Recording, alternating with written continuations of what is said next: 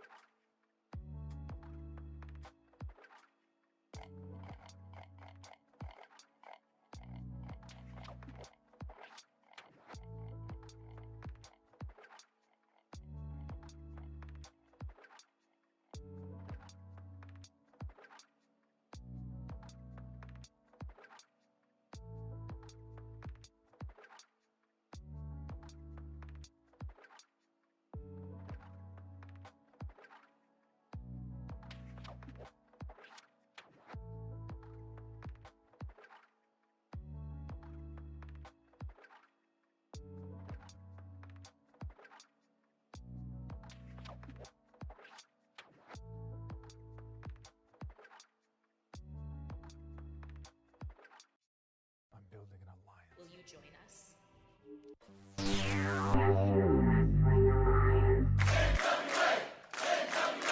It's showtime. Good evening, ladies and gentlemen. We are tonight's entertainment. If you're not here, you missing out, because this show... Ladies and gentlemen. All right, listen up. And now, the moment you've all been waiting for. It's time for the Alliance Guys podcast. What is up, everybody? Welcome to the Alliance Guys podcast, a presentation of can't talk anymore. Alliance-wrestling.com. My name is Jay Cal, and the two gentlemen that are here with me would be Mr. DKM and Jaden. Gentlemen, welcome to the show. Happy New Year. How are you guys? Can you guys hear me? I can hear you now. It wouldn't let me unmute for some reason. But I'm doing well. You miss us, guys, everybody. I mean, a Pop-Tart, I'm happy. I missed you guys. Got to work on your aim. Oh, shit. And Mr. DK, how are you, sir? I'm good. I'm here. I'm alive. I have a dog staring at me saying, get me a treat. Does that dog deserve a treat? Dogs never deserve treats. They're whiny and selfish, and they're like a toddler. I was going to say to you, false. All dogs deserve treats because all dogs deserve to go to heaven. It was a movie. I suggest you watch it. No. All right. Well, hey, I can only do so much, people. I can only. I'm getting used to the really new camera sad. angle. Who is really sad? The ending to that movie, especially knowing what happened. I got to be honest, I didn't see it. Oh, I don't watch bullshit Disney animations. Come on, not from when it's not Disney. Oh, that makes It's it even definitely- worse. No, it was actually really good. It had Burt Reynolds in it. Oh, I remember. And it was a classic, but it was very sad. Kind of like The Land Before Time. Oh yeah. Ironically, it's, Look at the name of the movie. what's the name of what movie? The Land Before Time. No. The dog movie. I go look at All the Dogs name. Go to Heaven. All Dogs Go to Heaven.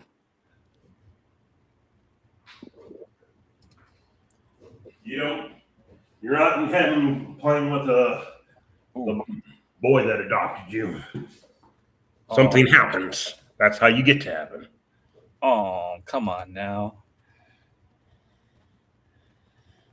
Phil, if you're watching, we love you, man. Sorry about your dog.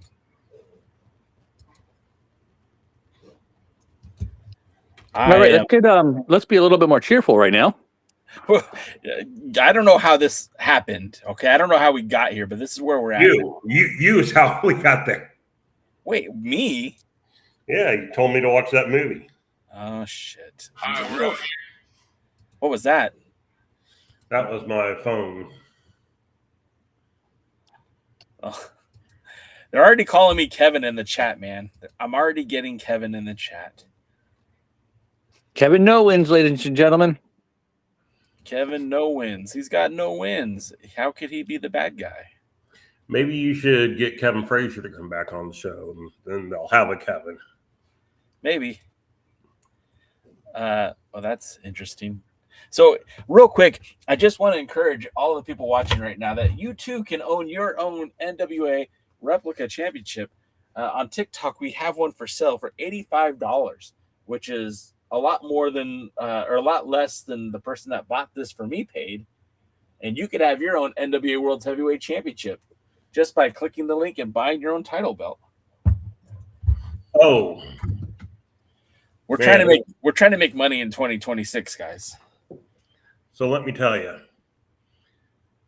Yes. Apparently, there used to be a toy replica of the AWA belt, as known by Rick Martel and Stan Hansen and that Bockwinkel guy and all that stuff.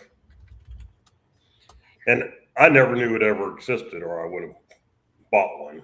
Yeah. But apparently there was one. It did exist.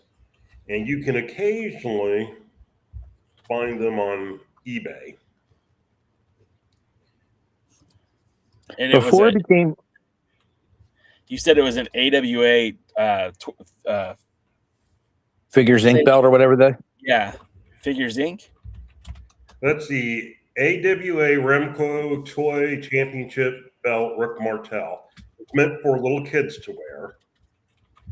And you can buy one on eBay right now for the nice sum of $750. I see it right now, and there's no way in the world I would buy that belt. Do you remember when you used to go to like places like Las Vegas? Archive Books Chronicles Diary says, Jaden, Danny heard your voice and started laughing. It's because I'm a superhero and Danny knows it. Fair enough. Danny is a huge fan of Dangerous Adrenaline Wrestling Gladiators, and he is a big, and both him and the Archive Books are big supporters of Dog Pro Wrestling. That's awesome. Well, thank you for hanging out with us tonight. Hopefully we keep you somewhat interested in our wrestling talk tonight. But I was thinking about that picture of Rick Martel with the AWA title. Do you remember where you used to get those? It was either like a magazine or an 8x10, or you can get your face in lieu of the celebrity who it was. Like they'd cut out the person's face and they take my mom was like, we were in Vegas one time and my mom said, do you want to do that? And I said, well, yeah, of course. I want to be Rick Martel. So I used to have a cup from when I was like in the 5th or 6th grade cup, and it had my face superimposed on Rick Martel's body. And yeah, that's all. Yeah. At least you picked somebody with a good build. Well, I wasn't gonna pick somebody bad, but you know, you could have picked Dusty Rhodes. Well, you know, I picked him because he had the hairy chest, right? And it's like, well, I knew that at some point I'd have a hairy chest too. You know, if you put your face on Kevin Owens' body, nobody will tell the difference. Fuck you, man. But I apologize to the Chronicles. I apologize to the Chronicles if they're still here. I don't mean to cuss, but fudge you, brother. You know, I think we can end the show early tonight. Goodbye, everybody. So, has there been any news in the wrestling world that you guys want to talk about? maybe like some national wrestling news. Well, yeah, we have a couple of things to talk about, and I've been trying to hem and haw about how we could use this podcast in a way that I feel would be more meaningful and more helpful to not just the NWA but the audience in general. Coming on here and talking about the negative of power and the good of power week in and week out has been kind of, I don't know, draining. And I don't feel like our voices are being heard by the front office. So every time we just sit here and complain for an hour about how terrible the show can be at times, I don't think helps resonate with anybody. And it's not even therapeutic because I just get madder and madder each time we go through a show. It's like, why did I sit through and watch all this? How bad it was. It's kind of almost like hate watching. But I feel like there is room for growth, and there is still. Hey, Joe Galley's here. What is up, Joe Galley? He's on our TikTok channel right now. I just feel like there's ways that we can improve the live program for us, where we could highlight the NWA in a much better way. I feel like, the first and foremost is there's been some great news with the NWA as of late. And I feel like I would like to focus more, like you said, Jade, more attention on what I'm enjoying about the NWA. And I think the first thing we need to talk about is Richard Holiday. He is your NWA Midwest champion. He won that at the last Exodus Pro event of 2025. It was slated to be a match with him versus Dante Casanova. In the course of the match, there was a cash-in attempt by Carson Bartholomew Drake, and that one certainly changed things up. Drake was not able to secure the victory, but his man Anthony Green kind of Anthony Green got swayed by Richard Holiday and helped him win that title. And now we have a new Midwest championship. Shout out to Dante Casanova, who held that belt for almost a year and defended it all, not only just in the Midwest, not just for Exodus Pro, but in other promotions outside of the NWA Midwest. But, having Richard Holiday, a very high-profile wrestler, carrying a territory title, I think does add a lot of value to the NWA. And first and foremost, I want to ask you, DK, you're based in Texas. You're familiar with the Texas wrestling scene. And having Richard Holiday hitting that signature maneuver and being the NWA Midwest champion, what do you think that does for the title? And do you agree with me that it's good for the NWA? Good for the NWA, yes. If the NWA recognizes it and does something with it. Good for Exodus Pro, very. Good for name value and somebody who could be, again, going around defending the Midwest title even outside the Midwest. That would be a big plus. So this is one of those things of, AEW handed the NWA a chance to come out, talk about themselves, talk about their national championship, talk about their history and everything. And they seem to taken full advantage of it, especially Mondo and Brian Otto. So this is something as they can take full advantage of. It'll certainly be to their benefit. And Jaden, I know you are very familiar with Richard Holiday. He's been a part of the Dangerous Adrenaline Wrestling Gladiator live events out in New Jersey, and you're well aware of his achievements even before that, going back to MLW and his time there. But what do you think about having Richard Holiday as the NWA Midwest champion, and what do you think that brings to the NWA? Before I quite get into that, I just want to make a statement. I can't remember which promoter said something. I remember a promoter saying something like, somebody asked them if what's Richard Holiday missing, and why aren't they using Richard Holiday? Why isn't he a bigger star? And somebody says he's just missing something. Well, I think he found it. What do you think? I think he found it. What was that? Well, what is it? What got him? What has brought him to the next level? The ability to not give a flying fart.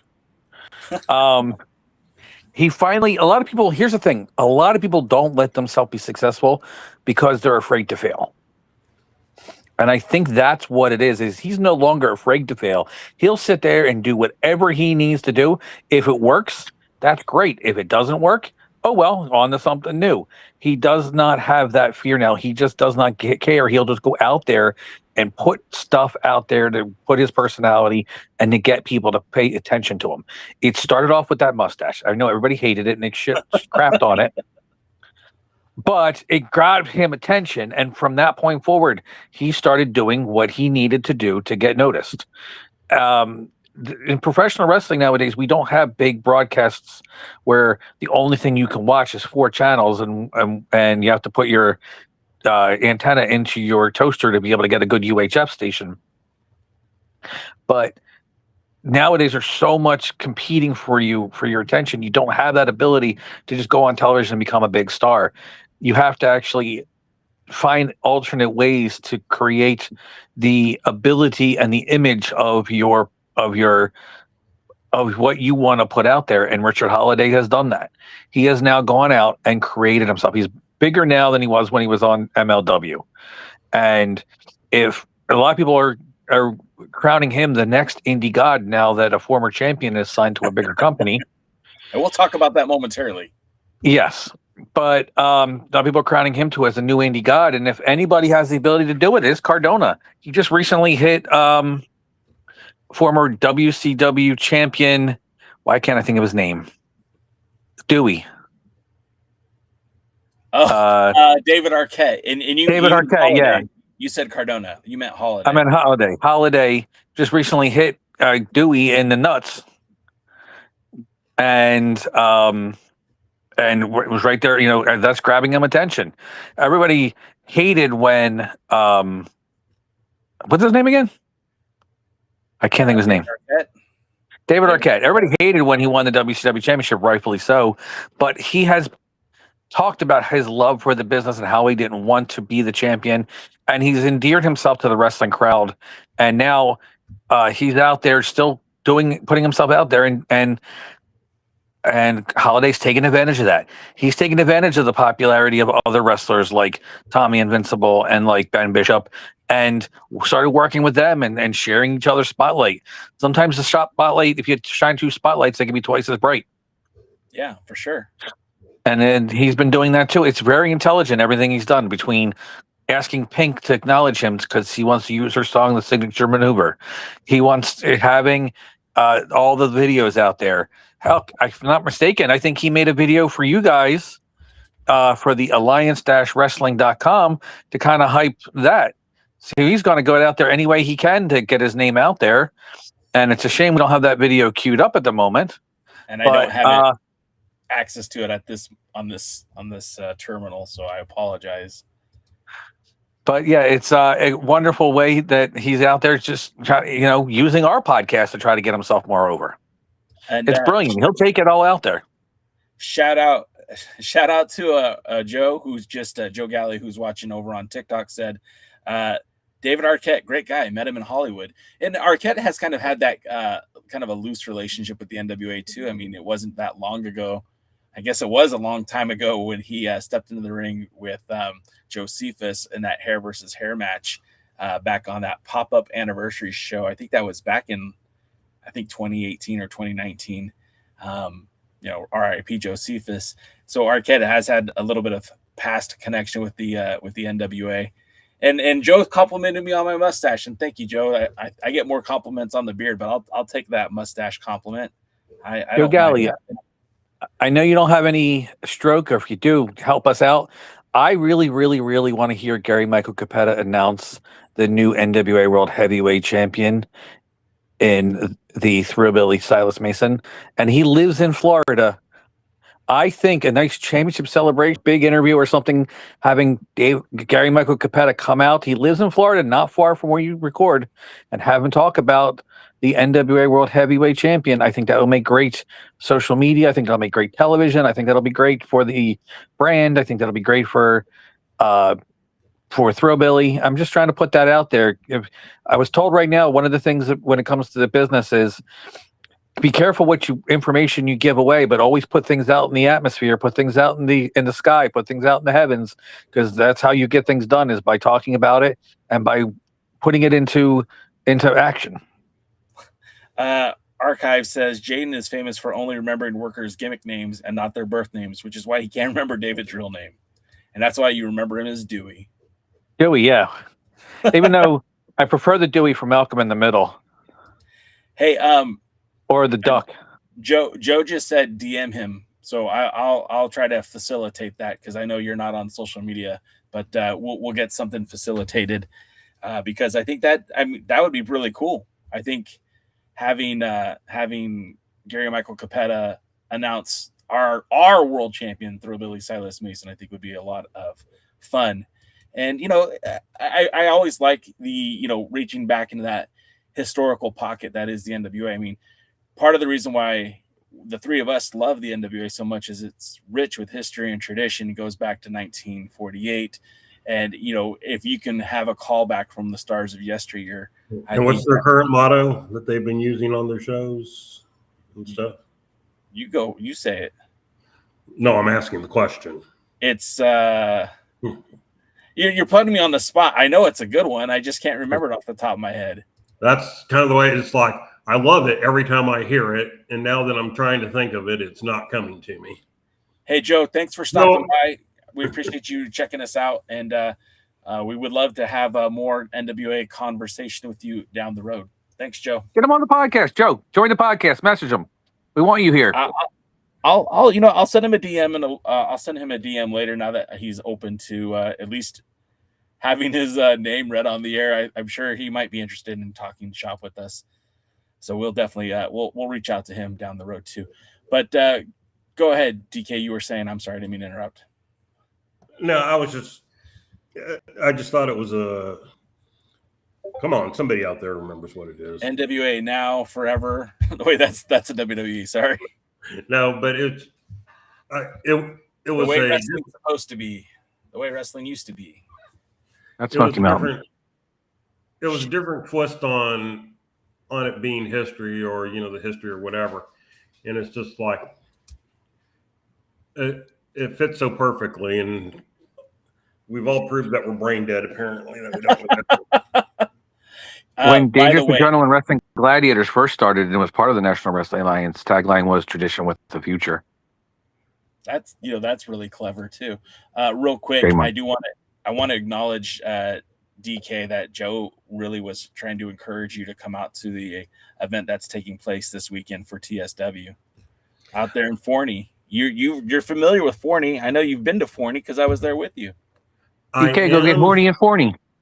Oh my God, I would go, but unfortunately, because of some side issues with a part-time job I have, I am committed to be at work that night. Well, maybe which has me very sad, because I actually wanted to go and see Jay's favorite wrestler, Brian Idol. Brian Idol, yeah, the TV champion. Ring, ring, woo, yeah. But no, actually, I met between him and Izzy James, who I've known and seen and multiple times live. I would have loved to have seen that match, but I am unfortunately already booked, so to speak. When you said it like that, it reminded me of the documentary, and Terry's like, "I'm not booked, Terry." What was his name? Oh man, we're doing that tonight. We're all brain dead tonight. It's the holiday hangover, ladies and gentlemen. Yeah, I guess that's so. Our excuse. Yeah, sure, we'll go with that. The next piece of news, I think that we just mentioned, of course, Richard Holiday becoming the new NWA Midwest champion, which I think was a huge deal. Anybody who's watching WWE programming, I'm sure already is aware of this, but last Friday night on SmackDown, one Matt Cardona made his return to the WWE, not as Zack Ryder, but as 100% Matt Cardona, the same guy who's been killing it on the indies for the last 5 years. And I'll be honest, I'm not the biggest fan of Matt Cardona. I don't enjoy his wrestling. But what I cannot take away from that person, from that man, is the hard work and dedication that he put into the indies, into taking advantage of all the opportunities that were presented to him on the independent circuit, and being able to keep his brand,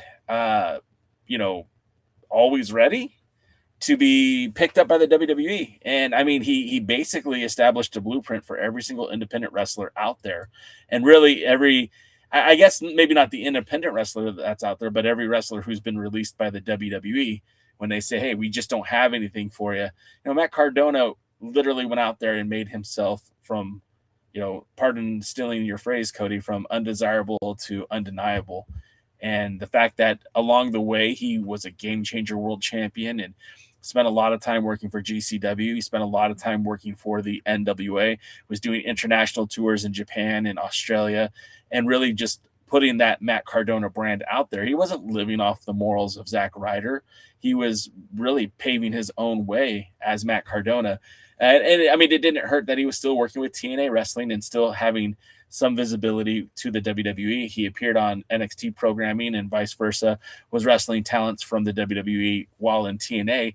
But all of that to say, like, the former world champion getting back to the WWE, which he calls home. He got back home.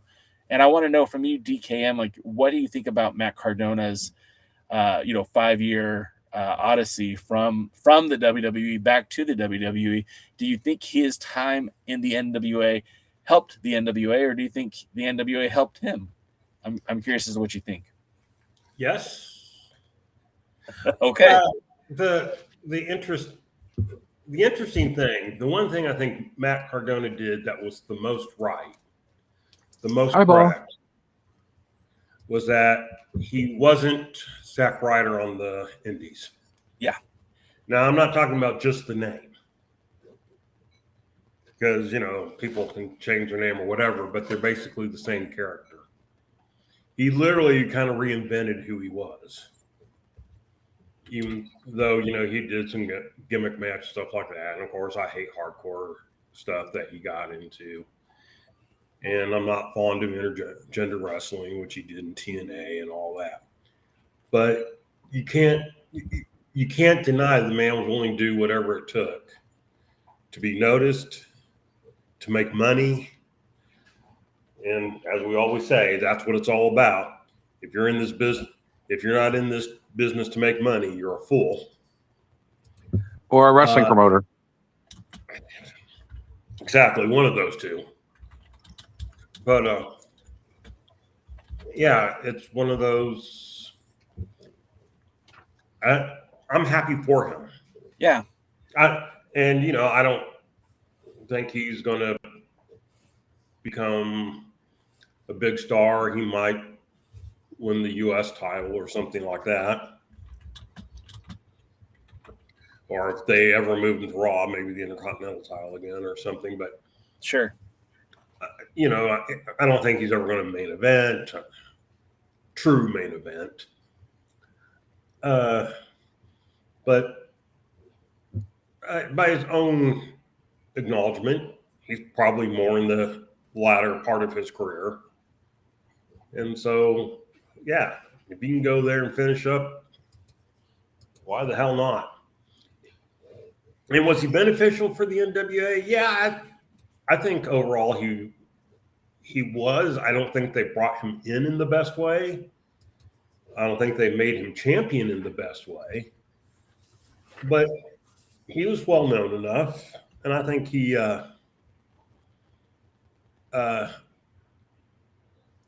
for his short time as champion, I think he made an impact. And yeah, I think being a champion in the NWA and getting some of that exposure did help him overall. It's just another place, another thing that, he had on his resume. So, yeah, I certainly think there was a benefit to both sides. And Jade, I'm going to ask you the same question, but before you answer, Sean Mega, our boy, he jumped on TikTok and he says Ethan Page versus Cardona would be interesting. I personally kind of hope they keep that dynamic separate. I know that Chelsea and Cardona are married in real life, and I know that that's where they're going to go. But I have been following Chelsea and Ethan Page and watching their stuff with AAA and watching their stuff in NXT. And I kind of hope they keep that different from Matt Cardona and let him do his own thing for a while. And then, hey, look, Kyle Davis is also on the TikTok channel right now, and he just said Cardona is a star. So, Jade, I'm going to let you speak to that. You know, obviously Cardona's a star. He made it back to the WWE. But what did you think about his odyssey from and to and his return to the WWE? What do you think about his time with the NWA? All right. I think I will agree with DK. I hated the ultraviolet garbage they did. I understand he was trying to reinvent himself, but I don't think that was necessary. Okay. I do believe the NWA's intentions with Mark Cardona were good. I just don't think the execution was. That said, he added star power to the NWA. He added a resume with the NWA World Heavyweight Championship. Any picture he has with that belt now is anybody sees that and they see Cardona on TV, it automatically adds some credibility to the NWA World Heavyweight Championship and to the NWA. And honestly, the NWA has been really lucky with a lot of free gifts. They had the whole thing with Vince Russo talking about him, and that got him some attention. They got the whole thing with the national title. And what perfect timing that he shows up on SmackDown right after he shows up on NWA television. It's almost perfect timing there. And it's now they're again, social media should be exploring this like crazy. They should have his face on everything. Even with Billy Corgan, you know, I still say Billy Corgan shouldn't be dressed like an old man. He should be dressed like a rock star when he comes out there. But Billy Corgan's still well known, and his face with Cardona and the NWA, and the fact that he's maybe still be seen a little bit more in the future. Spoiler alert. I think it's such a good look, and if the NWA can capitalize on it, that could be a future one more little step to be able to get themselves more noticed and more viewers on them. You know, and it's no secret that Cardona has at least one more match for the NWA, and what I'm very excited to see is Cardona maybe appearing, you know, on an episode of SmackDown and Power in the same week. It'll be like Rick Rude, not on the same night, obviously, but having him appear in both companies in the same week, I think would be very interesting and would confuse a lot of wrestling fans, which is, you know, you don't want to confuse the audience, but you certainly want to take a advantage of the, you know, curiosity of, hey, why is Cardona in the NWA? Like, wait, why he's on SmackDown now? Why is he in the NWA? I think you certainly want to take advantage of that timing when it does happen, when we do see that next Cardona match. Because again, he's a hell of a talent. You can't take that away from him. You can't take away with the work ethic. And anytime he's going to be on WWE TV, it's a reminder to NWA fans that, hey, he was here. And just another NWA World Champion working for the WWE again. But, you know, they even have Cardona in the opening credits now for Power for this new season. So, I feel like I think it's pretty cool. Now, Sean, okay, I have a question. Yeah, go ahead. And, I mean, this is a serious question. There's not a right or wrong answer to it. But if you're the NWA and Matt Cardona is showing up on SmackDown. Yeah. Now, we know there's another match with Cardona. That's not a secret to those of us who follow. Do you blow the surprise that's supposed to be coming up and start pushing the fact that he's, you know, going to be there? Or do you just keep it kayfabe? If you're asking me, I think I would be announcing it. I think I would be overhyping it, but I'm sure it was filmed in a way that's going to protect kayfabe and it's not overly ambitious about because I don't think they knew at the time when they filmed it that he would be re-signing with the WWE. So I'm talking about like on social media and stuff like that. What do you do on social media? Do you take advantage or just keep it kayfabe? take advantage, but not that way. Even if you don't take what's going on and what's coming up, they should still be saying, hey guys, check out former NWA World Heavyweight Champion Matt Cardona on SmackDown this Friday night, and keep tuned because on NWA Power, he's got an interview coming up, because I'm sure, hopefully, they got some stuff in the can or some highlight footage or something that they're going to showcase on them. So while you check them out on SmackDown, and while you're at it, check it out on Roku, on the Roku Sports channel. Check out the Cardona Hour, and then maybe have the social medias show some Cardona highlights and matches of the past, stuff that is really, that he might have done well in the interim.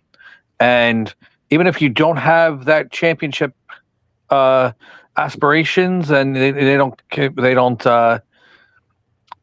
tell you what's going on, they still can take advantage of it many ways possible. With hopefully they were lucky to get again that footage in the can, or at the very least to have the social media show highlights of Cardona and a video with some kind of music behind it, maybe a Smashing Pumpkins song, and other things to take advantage of it. And I was just wondering now, it just dawned on me, how many former NWA World Heavyweight Champions currently work for the WWE in some capacity? Well, okay, I can field this one because we know that the two general managers, both Nick Aldis and Adam Pearce, are both former NWA World Champions. We know that Cody Rhodes is a former NWA World Champion, and now he's currently the WWE Undisputed Champion. The recently acquired Matt Cardona makes number 4. We know that Abyss works behind the scenes as an agent, and Steve Corino would make 6. I'm wondering, am I missing someone besides those? Oh, AJ Styles would make 7. Yeah, I was about to say that one then. Yeah, who am I missing? Oh, come on. He was just big a few months ago. What's up? Oh, that's right. Ron Killings, of course. That's 8. I kept going beyond TNA, beyond I was thinking to the, like the olden days. I think that's it. I think 8. Am I forgetting anyone? I can't think of another one. Can you, DK? Not off the top of my head. That's basically what I have run through. Ric Flair is under an AEW contract, right? He's not in the WWE anymore, right? He's under a contract right now with Cameo and Alcoholics Anonymous. Oh my God! Can we talk about that video? No, because we couldn't do it justice, but go ahead. No, real quick, our pal Sean Mega, he's over on TikTok. He just posted, do you think the WWE will keep that match off the air? And I'm going to say, so, and obviously that's probably in response. Oh, yeah, and Noob got it too. Misery got it. He said Abyss. PSA's never held the NWA World Heavyweight Champion, but is a former NWA champion. And there's a couple of guys on that roster who held NWA titles. I did mention Steve Corino, right? Yes. Okay. Daddy of Colby Corino, another future thing we're going to talk about. Yep. But I feel like the situation that involved Natty Neidhart and the NWA was different than Matt Cardona and the NWA, where Natty Neidhart was on loan from the WWE. The WWE was not under any obligation to let Natty wrestle for the National Wrestling Alliance. And there was some sort of deal struck between the NWA front office and, of course, the WWE front office to allow the match to happen, but not necessarily air the footage of the match. And in retrospect, looking back, I don't remember seeing any cameras filming that match either, now that we're talking about it a couple months removed. But with Matt Cardona wasn't under a contract to the WWE when this was filmed. So there would have been no stipulation preventing the WWE preventing the NWA from airing that match, regardless of whether he signed with the WWE later. So I don't think that that's going to be an issue. I think at some point it will just be the same thing as it was before. And I don't think that anything's going to change with that. So, yeah. Sweet Vanilla is also on the TikTok and very mad that we haven't acknowledged her run as NWA World Heavyweight Champion. Sorry. I don't remember that. Yeah, me either, but she doesn't work for the WWE, so. She was once a Sensi World Champion, wasn't she? She was a Sensi World Champion. The belt never got here, though. I think it got lost. It never got delivered. tried to get her a mom's heavyweight championship too, and she shot that down too. So not heavyweight champion, mom's world champion. That's because some people ask before they do it. Mom's world champion. Yeah, I didn't. And also, she'd have to defend it. What happens if some mom sneaks attacks her and does put a 24/7 rule and takes it? By the way, if you carry a belt to a wrestling event, you should be able to defend it. It'd be a fun unless you're getting assigned. Yes, brawl at the PTA hall. Brawl and study hall. Look, I tried to make that happen. All right. And not only did our friend, the principal, move to another school, but then my wife did not end up joining the PTA. So no, there will be no wrestling at the elementary school my children attend now. Join the PTO. PTO, So the NWO? Yeah. The parent teacher organization. That's actually different, really. And my pal Yahtzee over on TikTok just said, since I'm the one of the original people on your list, but you still look like Kevin Owens. Thanks, Yahtzee. Dark Angel said, what would you say is the most overrated and underrated match in NWA history? The Dark Lightning Angel. One history or ever? Yeah, there's so much history. We'd have to condense it into something much. We need to put some filters on that. But I think Ricky O fought Dennis Carluzzo once. No shit. Yeah. I think that's what it was. Ricky O. Was it Ricky O? I think it was now. Future champ. Which championship? I think UN what was that? Crazy Steve? Crazy Steve. Yeah, Crazy Steve should go after the US titles and take it from the Slime Balls. Well, I'd like to see that match. We'll get to Power in a little bit, but Alex and his compadres, Gags and Lev, had a really interesting casket 6-man tag match. And of course, Misery stole the show, but I'm not saying that because he's here. I'm saying that because I appreciate his style. Because he's secretly behind you, watching you from your window. That's why we sealed the window up over here so no one can come in. Thank God. Real quick before we get to the next topic, I do want to address Archive's comment. What do you guys think of Hollywood Haley J being on the NWA Power but not being medically cleared to go to the WWE? I know that the WWE has very strict standards on what they will accept and not accept in terms of health-wise. I mean, they kept Daniel Bryan on the shelf for a very long time because of concussion protocols and CTE and all that stuff. And they kind of have to do that to protect themselves. They are a publicly traded business. At the time they were, WWE was on the New York Stock Exchange. Now I believe under TKO, they're still on the New York Stock Exchange, but they have to do things to protect themselves. Where as an independent contractor, Hollywood Haley J, as long as she can pass the medical that's necessary for the NWA or Women of Wrestling, where she still continues to work, I feel like as long as they're adhering to those standards and procedures, there is no problem with it. I get where the WWE has to be a little bit more cautious, trepidatious. Sure, they have to be a lot more cautious about it. But I feel like at the end of the day, as long as look, at this point, Hollywood Haley J is an adult, and she's able to make decisions for herself. And the NWA, I'm sure there's some sort of contract or some sort of language when the participants compete in the wrestling matches. I'm sure there's some sort of insurance policy, but also some waivers that are signed. And I don't think it's just like, you're a danger to yourself if you step in the ring, so we'll let you wrestle.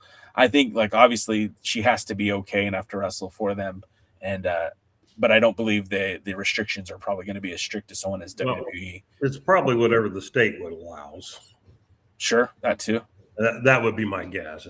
You're probably whatever the state would allow, but you can't compare the NWA to WWE.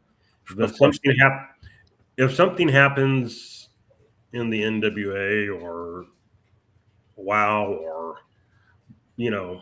Billy Bob's promotion in Tennessee, it doesn't necessarily affect WWE. In fact, it probably doesn't affect WWE at all.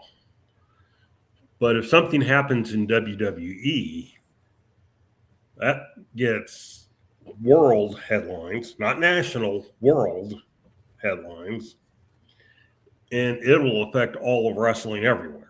Yeah. And so, yeah, WWE is going to have very strict protocols, and they're going to err on the side of you're not going to die in our ring. Of course. Yeah.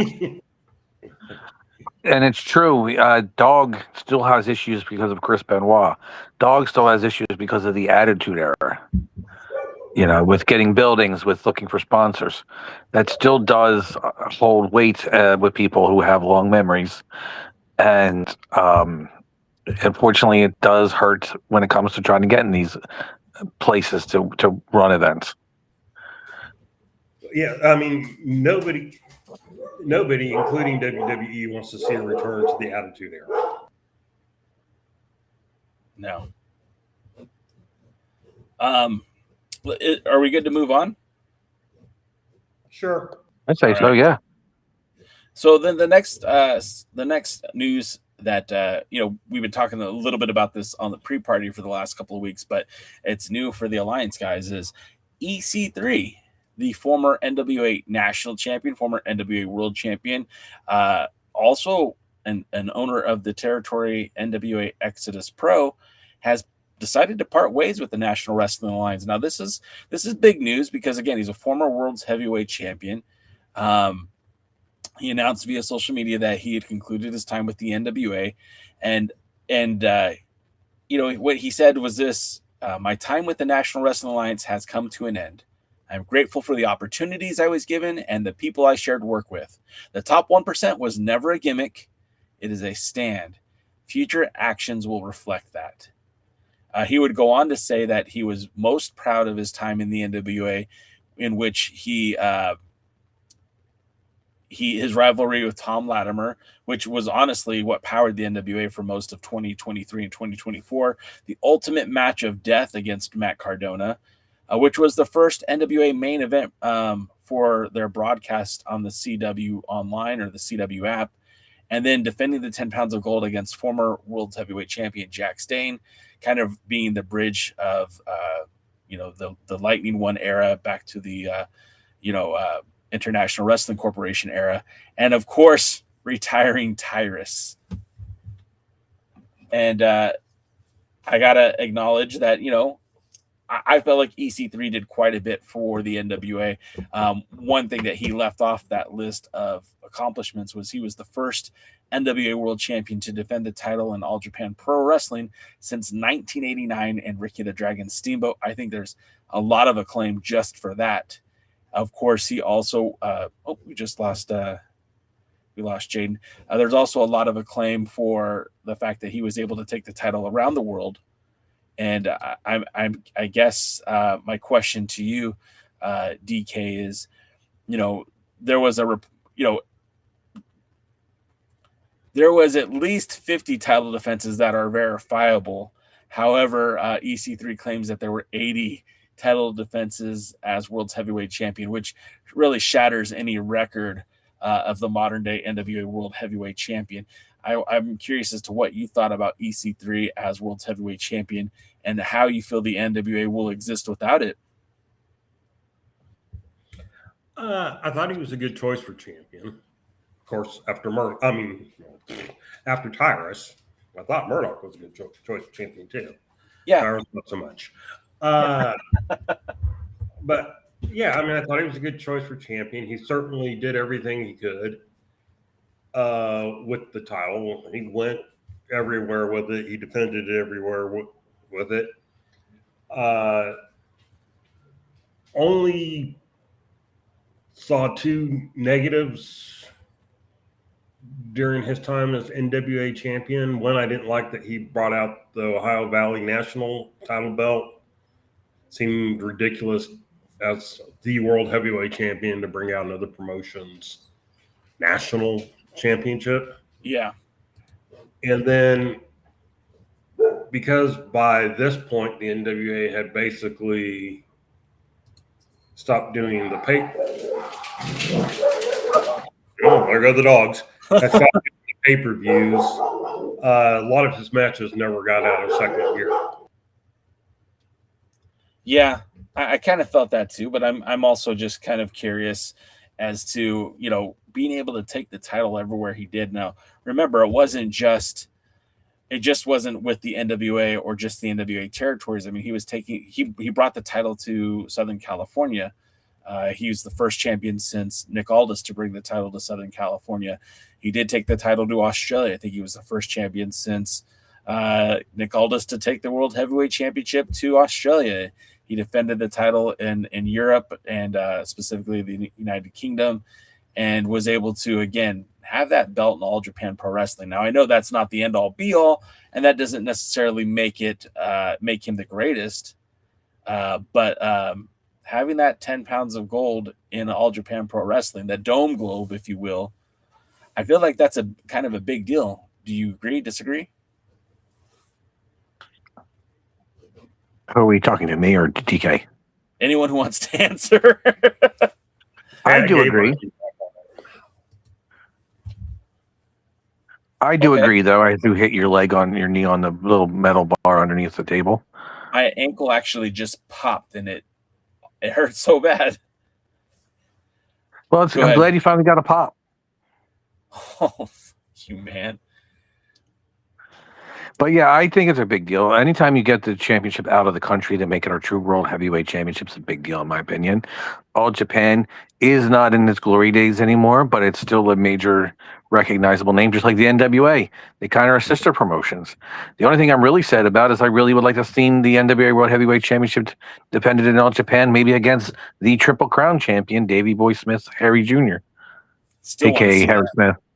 Yeah, me too. And I would love to see the current champion in All Japan, because I have a feeling he would get over in All Japan like gangbusters. I think he would too. So I think it's a big deal. It's sad that not Cardona. Why do I keep saying Cardona? That EC3 is leaving. But if he has an opportunity to do something with himself and maybe he's another person that I think has the ability to remake himself on the indies and get a bigger name out there. The only thing I'm really curious about is what happens with Exodus Pro. And that's the next question, and I definitely want to talk about that too. But if we're going to,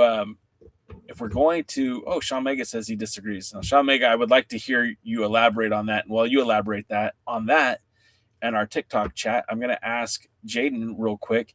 Where do you think EC3 ends up next? Do you think he is doing like a run on the independents? Do you think he has an opportunity to sign a TV contract? Do you think he is leaving the sport of professional wrestling? I mean, where do you see EC3 next?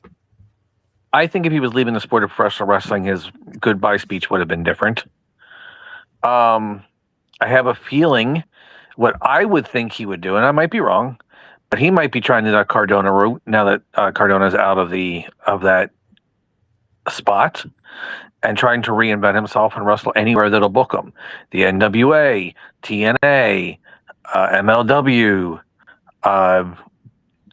Garbage Championship Wrestling, anywhere that would get him out there. I'm sure he would love to be signed by the WWE or be signed by AEW and get some of that big money, especially AEW. You get to stay home and work out the whole time and don't really have to do much. But I think he has the ability. He's got a good look. He's got a good promo. He's got credibility. He's got famous people, family members that are former owners of wrestling companies. But yeah, I think he could reinvent himself on the independent circuit and get himself out there and known like the other wrestlers are doing so.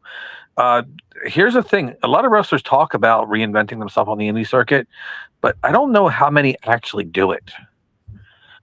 Bishop Dyer was very popular in the Discord for a while and still puts himself out there, but I don't see his name out there as much as other people. Same thing for Donovan Dijak. I love Donovan Dijak. Amazing wrestler. Should be somewhere bigger. But he's in MLW, which is fine, but I think the route they should have done is have him go around and reinvent himself on the indies. And Killer Cross had a big buzz going on in the indies, but unfortunately I think that slowed down a little bit because I don't think he capitalized as well as he could have to get his name out there. And it's a shame. I love him and Scarlett. Still think Scarlett should be named, have red hair if she's going to be called Scarlett. But, they could be a potential big force no matter where they're going. I think if they wanted to go to TNA or go to the NWA or whatever, they could have that impact. But I think they should just be getting themselves out there. The people that are best at it, in my opinion, and the ones that are doing it right now, especially like Richard Holiday, and I wish others would kind of follow suit.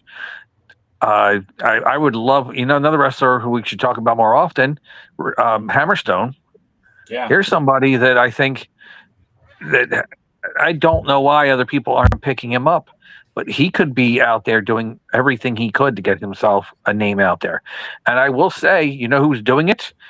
Taking a ball that he was given and earned, and has really started in the beginning, end of last year, and the beginning of this year, to really get his out there, and is still growing. And I think is doing a great job as our NWA World Heavyweight Champion, Thrillbilly Silas Mason. And I don't know if you noticed, but the Country Gentlemen have been tagging along with him a lot in places, and are going to be scheduled too. That's very smart. Who was great at getting himself bookings based on the NWA World Heavyweight Champion without being champion? Jerry Briscoe. He would show up beforehand and wrestle the challenger and to get him ready for the world's champion. Well, if you guys are coming along with the NWA World Heavyweight Champion, and then now we're going to see these guys wrestling in all the territories, the Country Gentlemen, that's how Casey Kazana improves. Yeah. Not wrestling occasionally for his father's promotion and then once every 4 months for the NWA, but like to go out there constantly and wrestle at different states against different competition. That's how we're going to see Casey Kazana show the potential that everybody's talking about. And AJ, he's only going to get bigger and better. And then obviously same thing for Thrillbilly. So all of them just need to get out there. And I think AC3, if you can do that same thing, get in every single place that will book you. Don't overprice yourself. Get yourself at a place that you think that where the money is worth what you're going to do, but also that it's worth to get your name out there. The promotions with the visibility, you might want to take less to get on that because that's what's going to reinvent yourself. Or the places that have big crowds, you can sell a lot of merchandise. Cody Rhodes is also a genius when it came to reinventing himself on the indies before he ever got to AEW. And I think that's the route you should be doing, is looking just to find those places that elevate you and elevate the EC3 brand. All right. Jaden said some things I got to talk about here real quick. Sure, let's do it. And not all of them are directly NWA, but some of them kind of are. First of all, can you imagine AJ Kasana and Thrillbilly in All Japan? I mean, would that not bring you back to the thoughts of Bruiser Brody and Stan Hansen? I was thinking more like Terry Gordy and Dr. Dusty Williams, but okay. Well, and I mainly do that because Hansen was such a to me, I'm more in marking Thrillbilly to Hansen, just that huge, big, kick-ass guy that only sold for the owner of the company. If you ever watch Bruiser Brody and Stan Hansen in tag team matches in All Japan, they don't sell worth shit. And I mean, Funks, Briscoes, Japanese teams, it doesn't matter. When Baba was in the ring, they sold like they were, shot by a cannon. Like they were 10-year-olds, facing the high school boy. It was just, it was amazing. Baba Shop. Go watch on YouTube. You'll enjoy it. And so, but that was one thing. I mean, I think those two, Thrillbilly in particular, God, they could become megastars in Japan. Yeah, and, I agree. I still, and you know what? I think if that trio, because I'm gonna throw Casey in it with them. I feel like that trio, if they had these opportunities to go to All Japan, if that were somehow, some way a thing, I think each one of them would come back such a more complete wrestler. I think it would really benefit all three of them. And look, I really think highly of the world's heavyweight champion. I think very highly of AJ Kazana as well. But I feel like the three of those guys getting an opportunity to spend a week, 2 weeks, a month in Japan and being a part of that tour, I get it that maybe All Japan doesn't have the same cachet that it once held, but just having that opportunity to work in front of a different style, to work in front of a different audience, to really go out there and experience that King's Road style of wrestling, I think would very much change the core of those three men. And when they came back to the NWA, as it were, I think we'd get three new complete pieces in the roster. First of all, find out from their real quick, DK. Before let me cut. I do apologize about this, but ask their publicist if they have a visa first. I also asked their publicist when Thrillbilly is coming on this channel, but maybe they should also see if they can contact Talos, and get over to Japan. And I think the only reason LA Japan is not as high as it used to be is because they haven't brought the Thrillbilly and the Country Gentleman in yet. Well, once they get those guys in. What I was going to get to on that was that in some ways it may be better that All Japan doesn't have the cachet that they used to have, as that makes the trading relationship more even. They're not going to get a WWE star or a AEW star or something like that. But if you want some tough Americans who you can build into stars or help build into stars, in Japan or whatever, I certainly think these two could be or three, because we'll send Casey with them also. Somebody's got to carry their bags. Exactly.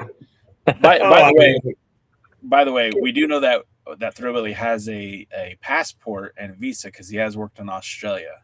Remember, the Southern Six were part of the World as a Vampire tour in Australia. So just throwing that out there. So, I do think it's the type of place that they could work. And even if he's not over there defending the title, even if it was just being part of a team or 6-man team for a while, get them over there, let them work, let them develop, and right. Let them, throw chairs and chains and whatever. I just think they would grow. I think it'd be very helpful. I think it would help get the NWA more recognition in the world around. I think it would help them get more the wrestlers more recognition in the world around. I mean, look, everybody knows I'm a huge ass Thrillbilly fan. And he's one that I certainly have admitted that I didn't get him when he first showed up, and I didn't get him Poyo. I didn't understand and thought they were crazy for doing that. But we saw two people, both Poyo and Thrillbilly. They were basically throwing a bone. They were throwing a chance. You guys do something with this. And they did. And I've been advocating for Thrillbilly for a long time, and I wanted him to be the one they built up inside to win the world championship. And they've done it, and they're giving him his chance, and he's taking advantage of his chance and everything. So, get them to Japan, and but only if it's. Don't get them to, Terry's Japanese promotion. Get them to, get them somewhere where they can actually learn and grow. Real quick, our pal Sean Mega, who's in the TikTok chat, just said, Silas just needs to learn from Kerry Morton. No.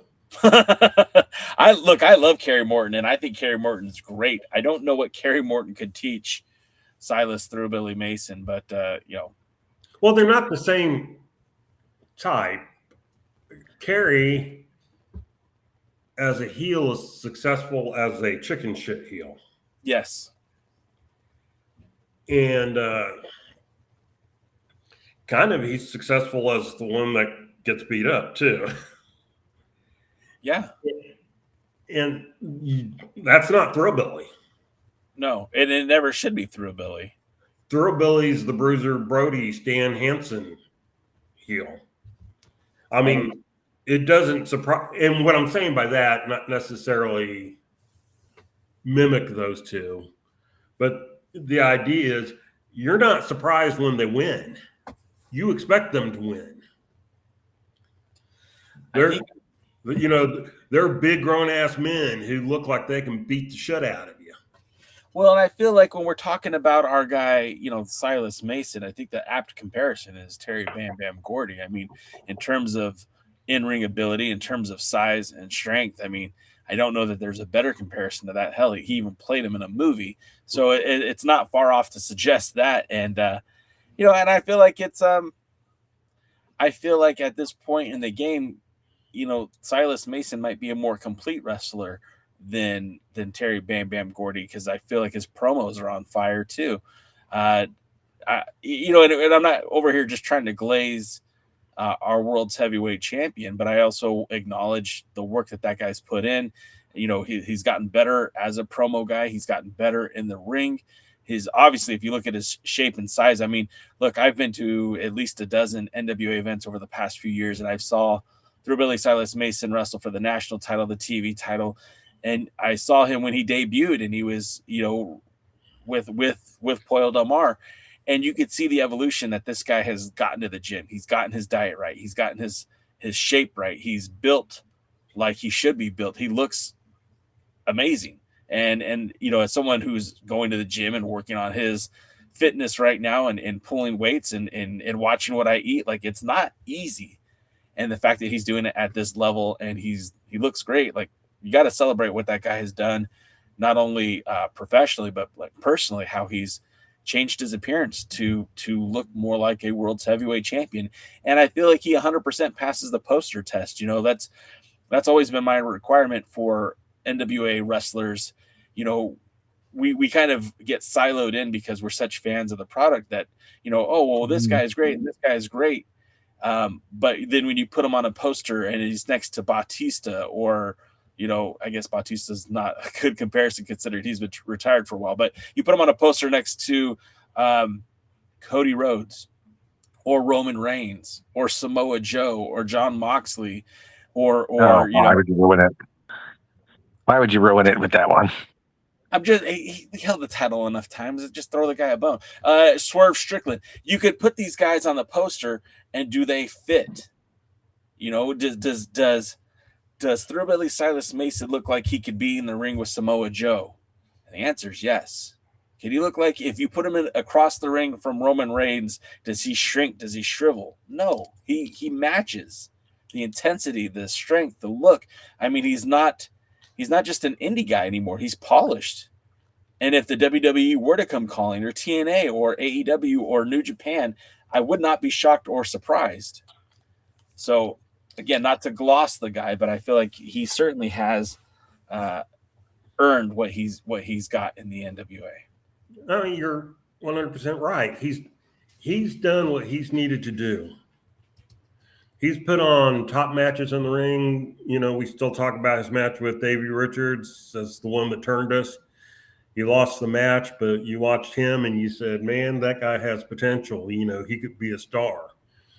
Then you watch him and Poyo together working, you go, they are stars. Yeah. Other people may not know it yet, but they are stars.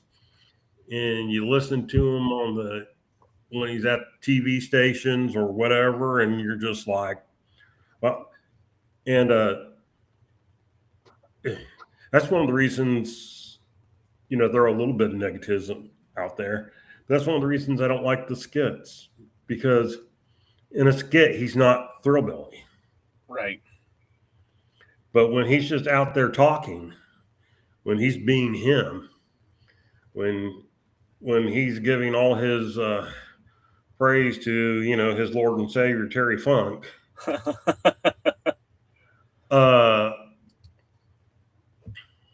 go back and watch the Alliance Guys episode where he was on.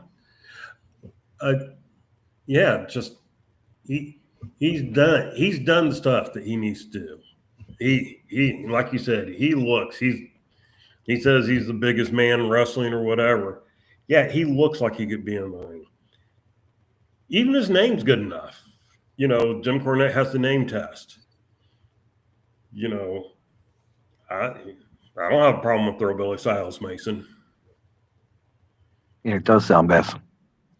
Yeah, I mean, that could main event WrestleMania, that name. And here's where the NWA is taking good advantage, stuff like that, by putting the title on him, is he looks believable. He looks real. I was telling Jay the other night, there's a local promotion in the area. I'm not going to name them. They put on some good shows, but their current champion is, I think, 5'5", and I don't think he weighs 140 pounds. I would be surprised if he weighs that much. He was standing next to the lady that was doing the interviews, and she was bigger than him. Yikes. And she wasn't a big woman. You know what I mean? And so, okay, how am I supposed to take that seriously? And the truth is I don't. And so you look at Silas Mason, and this is what we're talking about, going to Japan, stuff like that. Yeah, he looks like somebody who belongs in wrestling. He looks like someone who belongs as world champion. He looks like somebody who could go to Japan and kick ass. And, props to the NWA for taking advantage and going on the ride with them. I just messaged the publicist of champions and relayed some of those quips that you had about them. Real quick, got Alex Misery in the chat, and he's saying, "Get ready for the era of misery." Alex, we've been encouraging the era of misery. We encourage you all to go to the NWA merch shop and buy the Lost T-shirt to represent Alex Misery. And I think, in 2026, I'm hoping that we see Alex Misery get an opportunity at some of these championship title belts out there. Brian Idol's a wild card, and he needs to be dealt with. And I think somebody can make him miserable in the ring. I'm looking at you, Alex. I'm putting a lot of faith and stock into you taking that television title off of him. And if you don't making his life miserable, and if you don't feel like the TV title is a high enough prize for you, well, Alex Taylor's out here with the Junior Heavyweight Championship. Not Alex Taylor. Well, he still has the title on TV, doesn't he? Oh, well, yes, but he's not the champion yet. All right. Luthez has some strong words for you, DKM. Should I read it out loud? Make sure you do it really loud. Yeah, really loud. I'm hard of hearing. DKM must not have gotten the memo that wrestling is supposed to be fun, and taking it serious is grandpa cringe. Yeah. And I know we're loose stuff coming from this, but let's just say I know you can't see me, but let's just say I'm giving the people that actually believe that way the number one salute. Ichiban, number one. I just thought of a great idea since we're going to talk about her publicists. It'd be great since I think Thrillbilly could take advantage of this double because he currently works out at an MMA school in his hometown, and he did a commercial for them recently.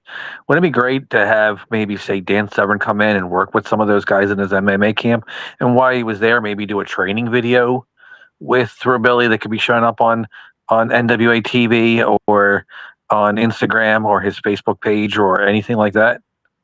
Wouldn't that be a great idea to have former NWA World Heavyweight Champion, former UFC Triple Crown Champion, one of the baddest men on the planet, the Beast Dan Severn, and him training each other on video and have him get himself ready for maybe a tour of Japan or maybe a big match coming up when he defends the championship? Yeah, 100%. I think that would be amazing. And I'm sorry, I'm still messaging the publicist of champions. And yeah, sorry. I don't think I don't know what to say. Sorry. That's okay. But I do think that'd be fun because that's another way to pay homage to the past and use that to elevate the future. Well, actually, we were talking a little bit about Mr. Misery. Yes. And having recently watched a couple of episodes of Power, especially the recent one, I must say that Mr. Misery is starting to fill out nicely. Man, pissed him off, didn't I? I guess you did.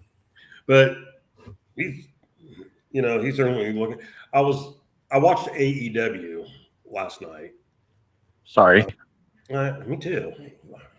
Every now and then I watch it to give it another chance, and then I go, why did I do that? But one thing I did notice and was looking at was Swerve. And I remember when Swerve was the MLW champion, world champion, and probably weighed 180 pounds as MLW champion. he was a small little thing, and thought, he's at least filled out nicely. He looks just like a big heavyweight now. And so I have noticed that Misery is kind of going from skinny to still slender, but more filled out. And I would certainly say in the 6-man match, the two wrestlers who I really enjoyed watching wrestle, enjoyed their ring work, was Misery and Lev. And that's a huge like we've been Misery fans, and I think I could say that without holding any. I'm not forcing anyone's foot to the fire to say that, but I did not like Lev when I was first introduced to Lev. I didn't enjoy him as a wrestler, and he's really gotten good too. And the pairing of them, at first I was like, well, I'd rather see Crazy Steve in the ring, but Lev looked really good this week on Power, and the two of them looked solid as a tag team. Gags was kind of in and about, and they were doing different things with Gags during the match, but I thought Gags was used appropriately. He was, but you also had Lev come in and I mean, not come in, but he was part of the match, and he's grown a lot too. And I feel like that pairing could lead to some bigger things down the road for both of them. Now, of course, I still want to see our boy Misery with that junior heavyweight title at some point in 26, but it was really cool to see them work as a tag team and kind of expand on what you were saying. Like, yeah, they both have gotten in I think a better physical shape. They look good, man. They look real good. Is that a segue to talk about Power, or do you want to have any more things to talk about? Well, we have one more thing to talk about, but real quick, I also want to shout out to our good pal POWERRR, who's on TikTok watching us. And Poyo said that they were tuning in, and Poyo's even answering questions in the chat because our good friend Soto said, "Who is the current NWA World Champion?" And Poyo answered it correctly, of course, Thrillbilly. I would hope so. Could you imagine? Poyo's like, what's that guy's name? I don't know. Kind of like remembering the tagline that we like so much, and take our breath. And did Poyo happen to hear about my idea with Dan Severn doing some actual rolling with Thrillbilly on camera, and maybe use it as a way to publicize him as the NWA champion and give a little rub with the former NWA World Heavyweight Champion, and maybe also while he was at it, have Thrillbilly's class maybe do some MMA training with the legend, and then be able to help everybody involved and get somebody else to pay for it so he doesn't have to.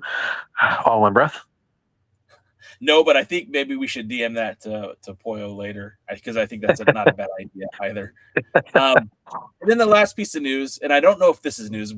I want to preface this by saying it's speculation. It's rumor. It's innuendo. It might be true because, it was reported by a source who's typically reliable, but then I also noticed that the story was removed from their website. But there was talk that Colby Carino was entering free agency. Now, I can't verify if that's true or not. I reached out to the front office and I reached out to Colby, and neither one of them responded with an answer. So I don't know that if it's true or if it's not true. But the word on the street was that both the WWE and AEW have inquired about Colby Carino's contract status. And if he was an impending free agent, there was talk that both companies would be interested in him. And I think, first of all, that's a huge compliment, whether he is a free agent or not. The fact that there are people from both of those companies looking at him as a free agent, I think is super telling of where he is in the sport. Now, we know he is injured. And Poyo just said, I know all the deets of that one. So, Poyo, if you want to share, if you can share, I'd be happy to report on your behalf. But what it looked like to me was like it was not for sure one way or the other. But what Colby did post right before New Year's was something very candid and a very big introspection to himself as somebody who's on the injured list. I mean, obviously he was unable to compete. He did have to have emergency neck surgery after the anniversary, or excuse me, the Crockett Cup. He wasn't able to compete at the anniversary show. And I did copy that down, and I'm going to read it for you guys right now because I think it does give some insight to where he is mentally and physically. But he said on social media, to be candid, these last few weeks, months have been really difficult on my mental health. It's like, even though I'm trying my best to do all the things to combat those feelings, such as going to the gym, forcing myself to leave the house, regular therapy and meds, a whole bunch of shit that is supposed to help, and yet I still feel like I'm mentally deteriorating to the point of isolation, even when I have my wife and my son physically around me, and my best friends talking to me. For some reason, I still feel so lonely, unloved, and unwanted. If you know, you know. To break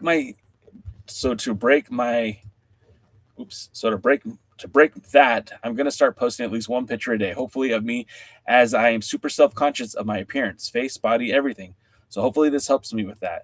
And also because, like many people in performing arts, even at the pro level athlete, and especially professional wrestling, many of us suffer from body dysmorphia.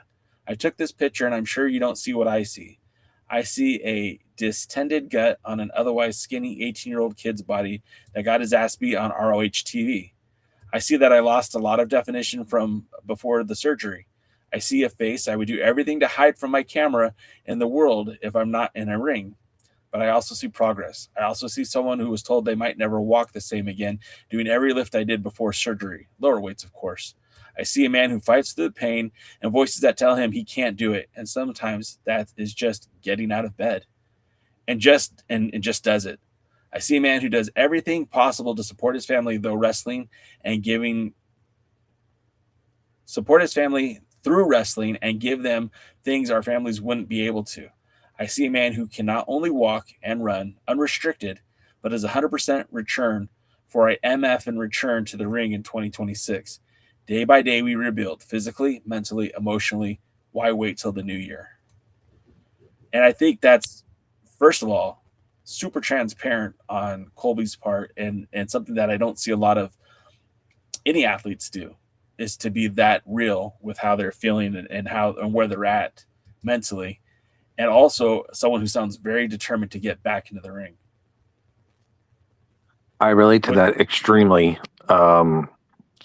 I was 160 pounds, soaking wet, pocket full of rocks, going to the gym all the time, playing hockey, doing pro wrestling, doing martial arts, doing boxing, and jumping out of perfectly good airplanes with a giant piece of cloth under or above me, jumping off of a high up building or a high up crane with a giant rubber band on me, and doing everything possible just to have fun and to live life.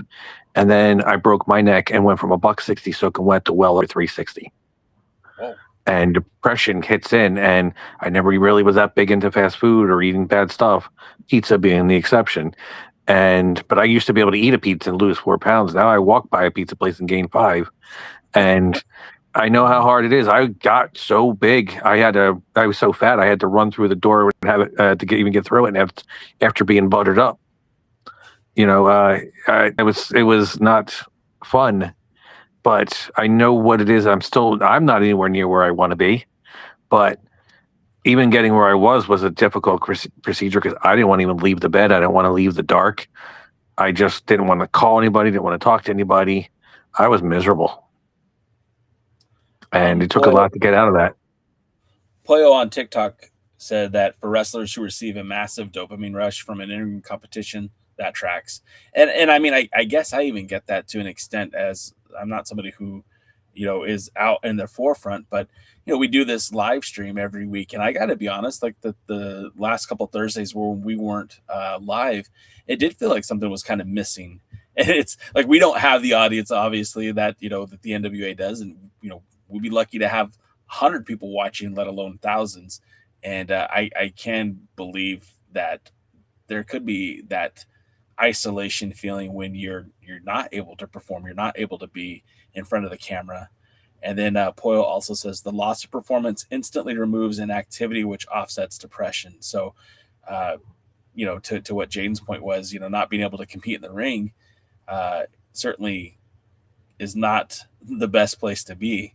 And then Poyle also adds, being in front of an audience releases dopamine that relieves the slumps. So, yeah, I mean, and I feel, again, like that level of transparency and that being honest with not only himself, I'm sure it was almost as therapeutic to write it as it was for people to read it and to speak about it. I think that adds a lot to the conversation. And, I'm hoping that whatever news we hear from Colby in 2026, whether it's a return to an NWA ring or he can safely return to any professional ring, that's what my hopes are for him. Obviously, I hope he's healthy enough to do that. But selfishly, I would like to see it in the NWA. What do you say on that, Jane? If he ends up in another company, that's great for the NWA. It's great for him, believe it or not. And one of the things that people are forgetting is if people move on, that opens up spots for somebody else to come in. And there is a lot of people right now. And if Colby Carino can take his lessons and his experience from the NWA and move on to one of the other companies and make an impact and make a name for himself or make a good living, that's, again, both good for him and the NWA, because it shows these talents from the NWA, they have something. I mean, there's a reason that there's 8 of them, 8 former world champions in the WWE right now, and a bunch of other wrestlers that were signed to AEW if they're never on television. But there's a reason that they get these big paydays and he's getting these opportunities to do something, because the NWA can pick some good talent. They need me to book it, but they can pick some good talent. Again, over on TikTok, Little A Thunder says, why one of the AEW titles looks like the NWA TV title? And, Little A Thunder, I mean, the easiest way to explain it is, imitation is the highest form of flattery. And Tony Khan grew up watching professional wrestling, not just, WWE, but, NWA, WCW. And he was, he is a fan of professional wrestling, not just Ring of Honor, not just Pro Wrestling Guerrilla, but he's a fan of professional sports, professional wrestling all across the globe. He had an affinity for that title belt, and that's why he modeled his national title off of that. There is NWA national titles that bear that same resemblance. It was a pretty common style. Of course, the TV title that Arn Anderson had and Tully Blanchard had is the most famous for that design. But I don't think anyone should begrudge Tony for designing a belt that looks like the NWA title, and if anything, it's paying homage to the NWA. My thing would be, you could talk about your love of the sport and why that title means so much to you, but there's also is a national title, and there is a national champion, and that's Mike Mondo. The AEW's championship belt does not represent an NWA title; it just has the same resemblance. And as Poyle Damar is in our TikTok chat, and Poyle, I think, is going to join us next week for an episode of the Alliance Guys. Said Jake Howe co-opted my patent in response. It's flattery. It's paying homage to the NWA, something that a lot of people don't realize that Tony grew up watching. There wasn't, yes, he watched ECW. Yes, he watched Ring of Honor, but, he's a lifelong wrestling fan. He was watching the NWA when the rest of us were. And, I just feel like that's no reason to be upset or to disregard him as a promoter or anything else. I just don't. Plenty of other reasons you're saying, but that's not one of them. Sure. Look, I'm not telling anybody to like anybody that they don't want to like. If you don't like Tony Khan or you don't like AEW, that's fine. But don't make your crux of dislike for him being that he pattered one of his title belts off of an NWA belt, because honestly, I feel like that's the highest form of flattery that he could have done for the NWA. I mean, granted, I don't want him to recreate the Dome Globe, the 10 pounds of gold, the belt that can't even talk anymore. The belt that Ric Flair made famous. But if he were to, somehow incorporate that style into his championship, wouldn't begrudge the guy for it. Let's move on to one more topic before we talk about Power, because I know Noob asked something earlier and I didn't get to it. So I'm going to get to this one. He says, I know that I've been glazing about Natalia Markova ever since she came to the NWA in 2021. Do you think that you can see Natalia stand in the ring against the likes of a Charlotte, Asuka, or Mercedes? And I think that's an interesting question. And Jaden, if you have a response, I'd love to hear it. Keep her away from Mercedes. You don't want her to take her belt away. And when I was thinking you were talking about glazing Markova, I was completely in a different direction on that one. I'm glad you kept that one in. What was that one? I said, I'm glad you kept that one in. But Markova is actually very talented. I wish her promos weren't so robotic, but in the ring, I like Markova. I didn't like Markova at first. Markova grew on me. Everybody talks about all these other ones that they grew on them. Markova was the one for me. I didn't like her at first. I used to call her Stifler's mother, or Jennifer Coolidge, or the lady from Two Broke Girls. All the same lady, by the way. But she grew on me, and I started to like her. And it was a match against Camille, I think, that actually happened. The why, and I'm glad she's the NWA World Women's Champion. She's a talented wrestler. I think there's some good matches she needs to be having in the NWA before she goes with that. But I don't see her. I think if Natalia came back, I think she could hang with Natalia. I think she could hang with Kenzie Page. I've seen her hang with other good women wrestlers, and I think there's some good women wrestlers that she needs to wrestle in the NWA. And then maybe when her time comes, she can start being looked elsewhere and showing up maybe against some of the top women wrestlers in the other companies. But I think she's got a lot to prove first in the NWA before she needs to go and wrestle against the other ladies. DK? Now, yeah, DK, I was going to ask, I don't know if you heard the question or not, but what do you think of Markova as a wrestler, and do you think that she could hold her own in a match against somebody like Charlotte or Asuka or Mercedes? Wow, that's a deep question. Yeah. Well, that's my boy Noob, by the way. As a wrestler, I think she's fine. Needs to work on her promo ability. In the ring, her work's pretty solid. How would she be in the ring against the top WWE talent? That's a little bit harder. I think she could probably hold her own with. When you got to the elite level, I think this is going to sound like an insult, but it's not meant to be. I think they could carry her to a good match. I think I don't think that is an insult. I think if we're being honest, and I'm sorry, DK, were you finished? I don't want to. No, basically, yeah, that's it. If we're being honest, Charlotte might be one of the greatest women's wrestlers of all time. Mercedes Moné, I know she gets a lot of flask, but she's a lot. Makes me want to drink. I understand. Flask, yeah, what you're trying to say. That's what I was going to say. Okay, whatevers. Sometimes I'm not a professional here. I'm winging it, right? But for her to, I think Mercedes Moné, Sasha Banks gets a lot of crap, even though I still think she's a very talented wrestler. And maybe the gimmick is a little over the top, and maybe the title collecting thing is over the top. But I think at the end of the day, she's still a pretty solid performer in the ring. And to me personally, Asuka is probably the best wrestler that we've spoken about tonight. I feel like she should be on top of the world in terms of wrestling. But, you know, putting Markova in the list of those 4 women, I think that she could have a good match with any of them. I don't think that she stands above them, but I think she could have a good match with them. And something else that I want to point out, our good friend Poyo said, to just kind of give a little bit of leeway to at least the promo abilities for Markova is you got to remember that English is her 4th language, maybe 3rd or 4th language.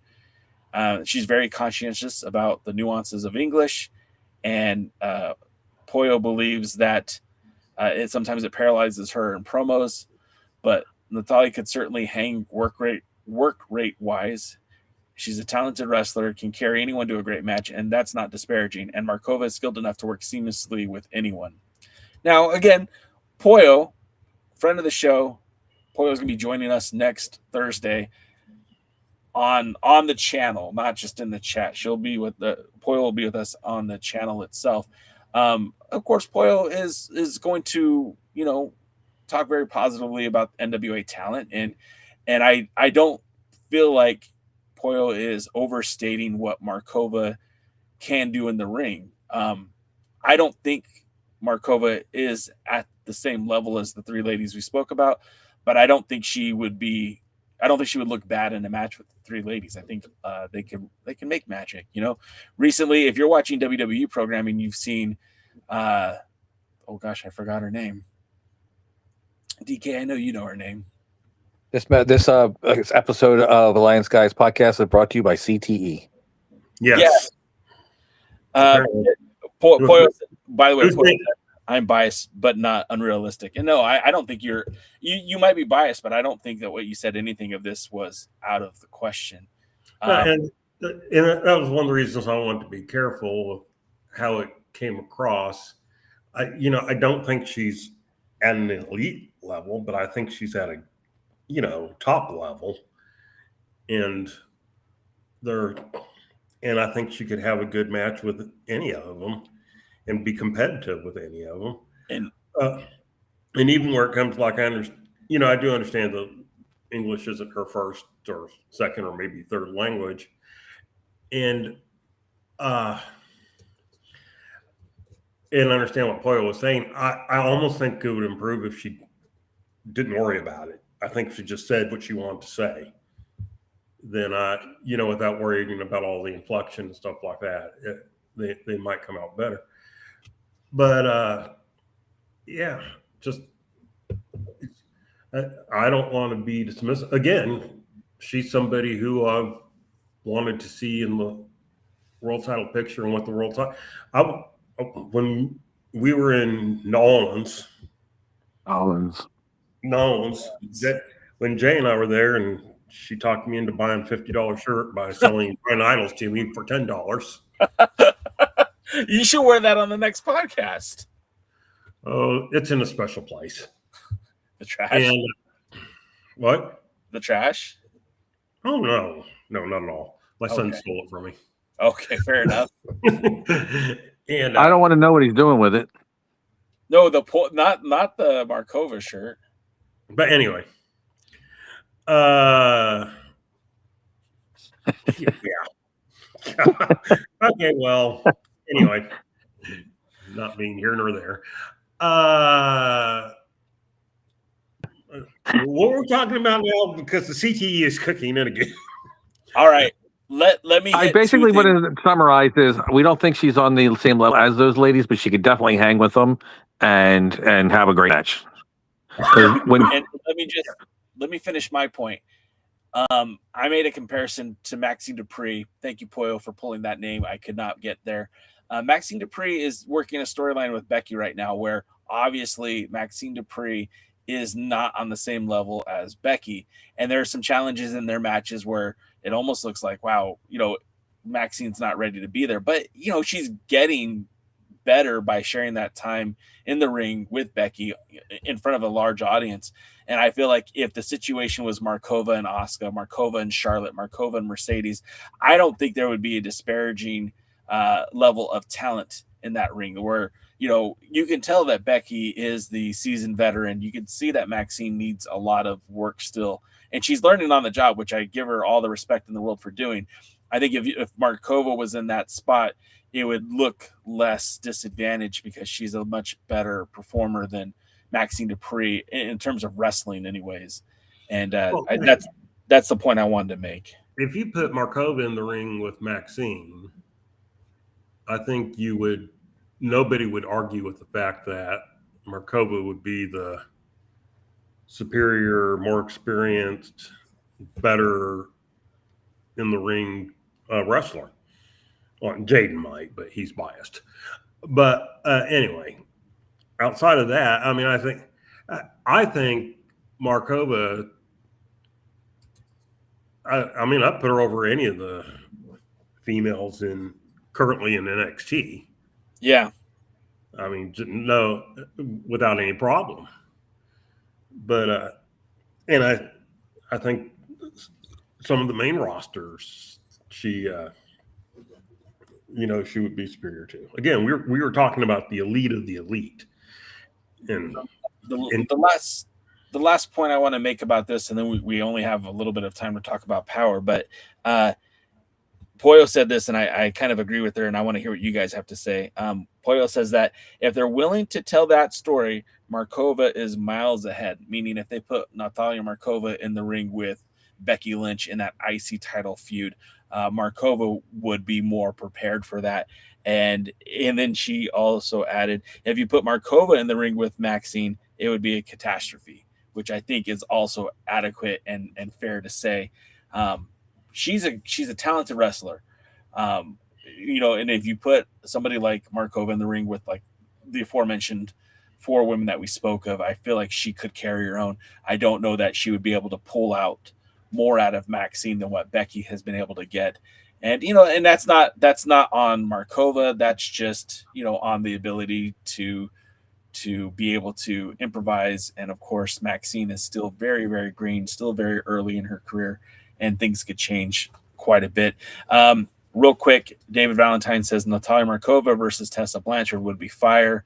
I don't think I disagree with that at all. I think Tessa Blanchard, despite her reputation, I still think is a fabulous wrestler. And when she is good in the ring, she's very, very good.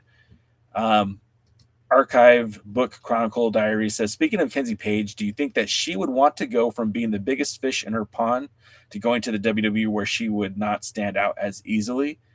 And I think the answer to that is yes, 100 times yes. She wants to, the opportunities, we look at somebody like Chelsea Green. She got that job in the WWE. They released her.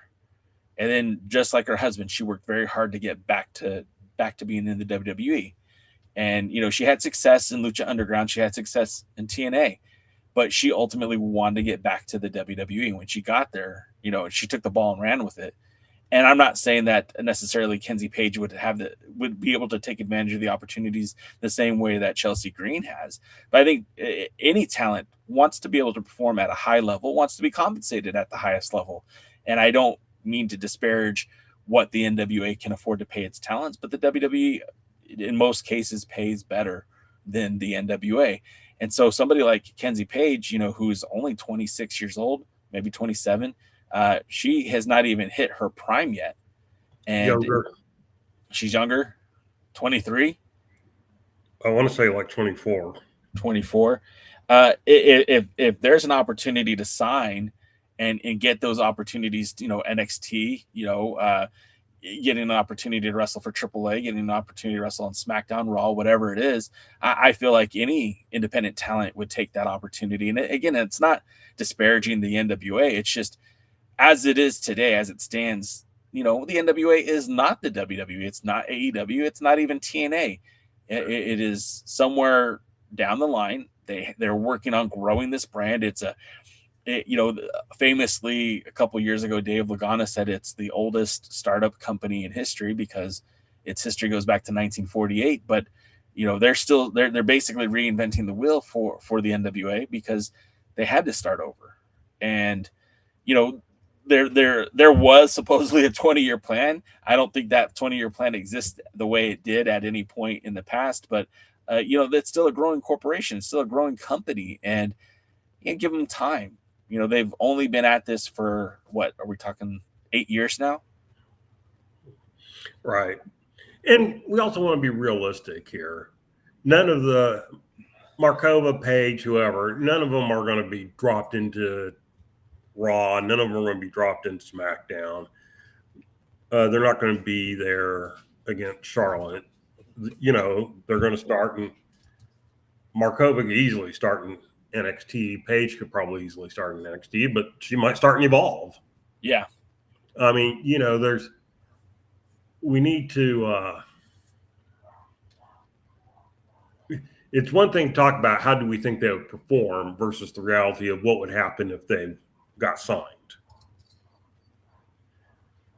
All right. Do you want to talk about Power in our last 14 minutes? Yeah, and I feel like that's a good way to wrap up the show too, because I do feel like this week's Power was fairly solid. I was very excited about the main event. I did like seeing it. Yeah, I did too. I think the three of us could agree that Mondo as national champion has been a bit of a revelation. I was not sure how I'd feel about Mondo winning the title because I am a big Mims fan, and I still hope Mims is able to get back on the winning side of things. But Mondo has taken that ball and he's ran with it, and that's exactly what the NWA needs at this pivotal moment. He was not quite about AEW's national championship, and it brought a lot of attention to what he was doing and what the NWA was doing.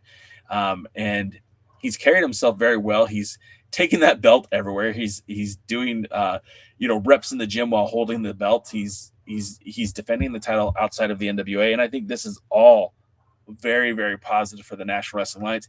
And on top of that, they were in Center Stage in Atlanta, where on the East Coast, I know Wrecking Ball Legursky is super over, and we've seen Legursky have big wins all up and down the Eastern Seaboard, even in our friends over at Dangerous General Wrestling Gladiators. He's had some pretty key victories over there.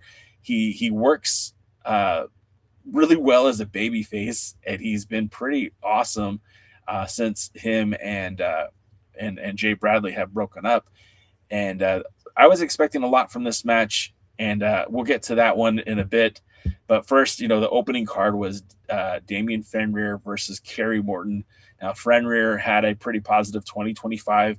He was able to win the King B junior heavyweight matchup, where he ended up becoming the number one contender for the junior heavyweight title. Fortunately, he lost to Alex Taylor, but he did look really good in his efforts and had a singles match victory on Power last year as well. So 2026, really thinking that this could be Fenrir's year. He stepped in the ring with Kerry Morton, Kerry Morton's been getting himself into this gym. We were talking about Silas Mason, how great he looks. Kerry Morton has taken some serious time in the gym and has gotten his look a little bit more cleaned up as well. And this was a matchup where both these guys needed a victory. Kerry Morton just recently made the very unwise decision to defend the U.S. tag titles against the Slime Balls in a 2-on-1 handicap match, and lost the belt. So he also is in need of a win. He was in need of some positive momentum. And, I feel like these two had a really good matchup. And Fenrir continues to show why he should be on that Power roster. His athleticism is good. His look in the ring is good. His skill set is pretty solid. And even Poyle points out that Fenrir is one to watch in 2026. Jaden, did you watch the opening match? What did you think of it? And were you happy that Kerry Morton got the victory?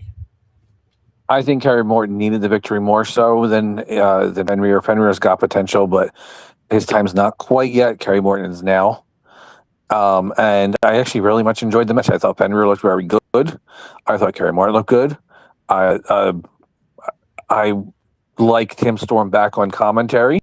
A normal Tim Storm, by the way, and I thought that 3-man combination was better than the other 3-man combinations they've been doing recently. Yeah. Not counting the Thrillbillies there. But I enjoyed the commentary much better this week. I enjoyed that match, and I like the aspect, the way the building looks on camera too. One thing the NWA does very well is they may not pack those buildings, even though they do sometimes, but they make the building look very good on TV. So I like the way that it looked. I liked the match. I liked everything about it. Real quick, Poyle also points out that Tim is such a positive addition to the announce booth. DK, did you enjoy this match? What did you think of Fenrir? I like him, and he's certainly somebody I'm going to keep an eye on. I agree, Kerry Morton needed the win. Fenrir needs the in-ring time and work, but everybody knows I'm not the biggest Kerry Morton fan, but I enjoyed this match. I thought this match is what the match needed to be. I thought they both looked good when it was all said and done. The right person won. And, you know, the right person winning is more important than I think people realize. Yeah, I agree. And the right person won. It was a good match. There was some good in-ring. I thought Morton looked better and more serious than I've seen him look in a while.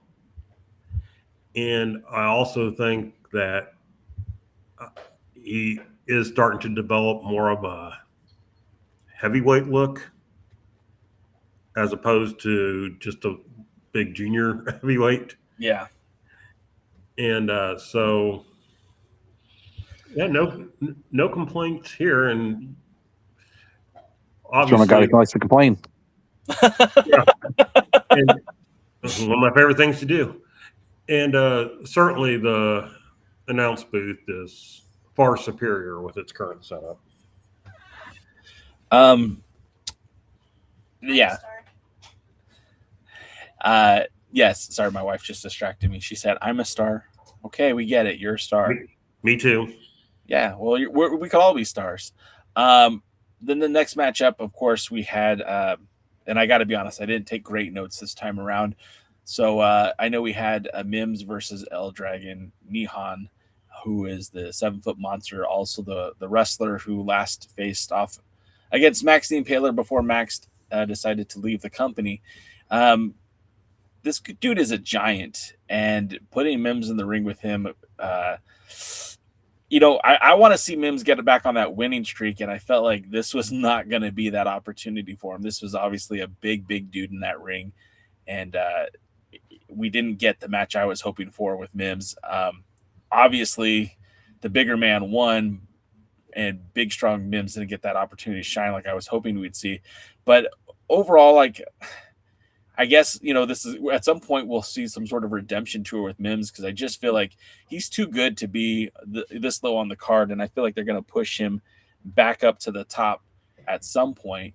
But, DK, what did you think of Nihon, and what did you think of Mims, and where do you think, are we going to see Nihon get a shot at the 10 pounds of gold down the road?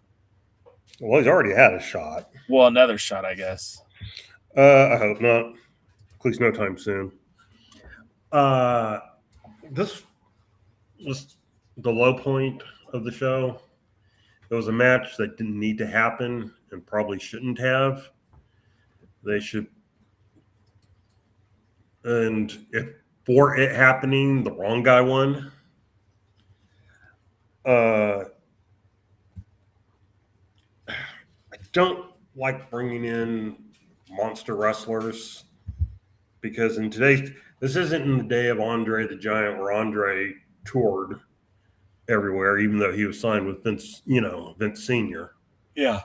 He toured everywhere, and he was booked kind of like the world champion was booked. You called Vince and, got your dates and worked out some kind of a deal for it. And there's just a problem with big guys. He looks green. I'm assuming he is green. I don't know. But as Jim Cornette once said, green can be a mindset, and he kind of strikes me as being green. I wanted to put this match together. I didn't really enjoy it, and I did not think it was good for Mims to take the loss, especially having just beaten Pope. Yeah. Pollo actually seconds you on that one. Although Pollo was happy that El Dragon picked up the win, and Pollo does love a monster in the ring. Pollo didn't love the booking of this one. Well, Pollo just loves a monster. My question to you, Jaden, is what did you think of this matchup? I liked it better than you guys. I like Mims as a person. I like him as a wrestler, but I don't have the love affair that you two seem to have on him. He's good, but the problem with the thing is the NWA hasn't ever used him well, even when they're putting a belt on him. And honestly, he just needs to go away for a little bit and learn a new hold. Come back with a new, fresh look, some fresh gear, a new maneuver, maybe a manager that's not 3'11", and come back as something bigger and better. Just go away for a little while and come back and fresh and have a fresh start.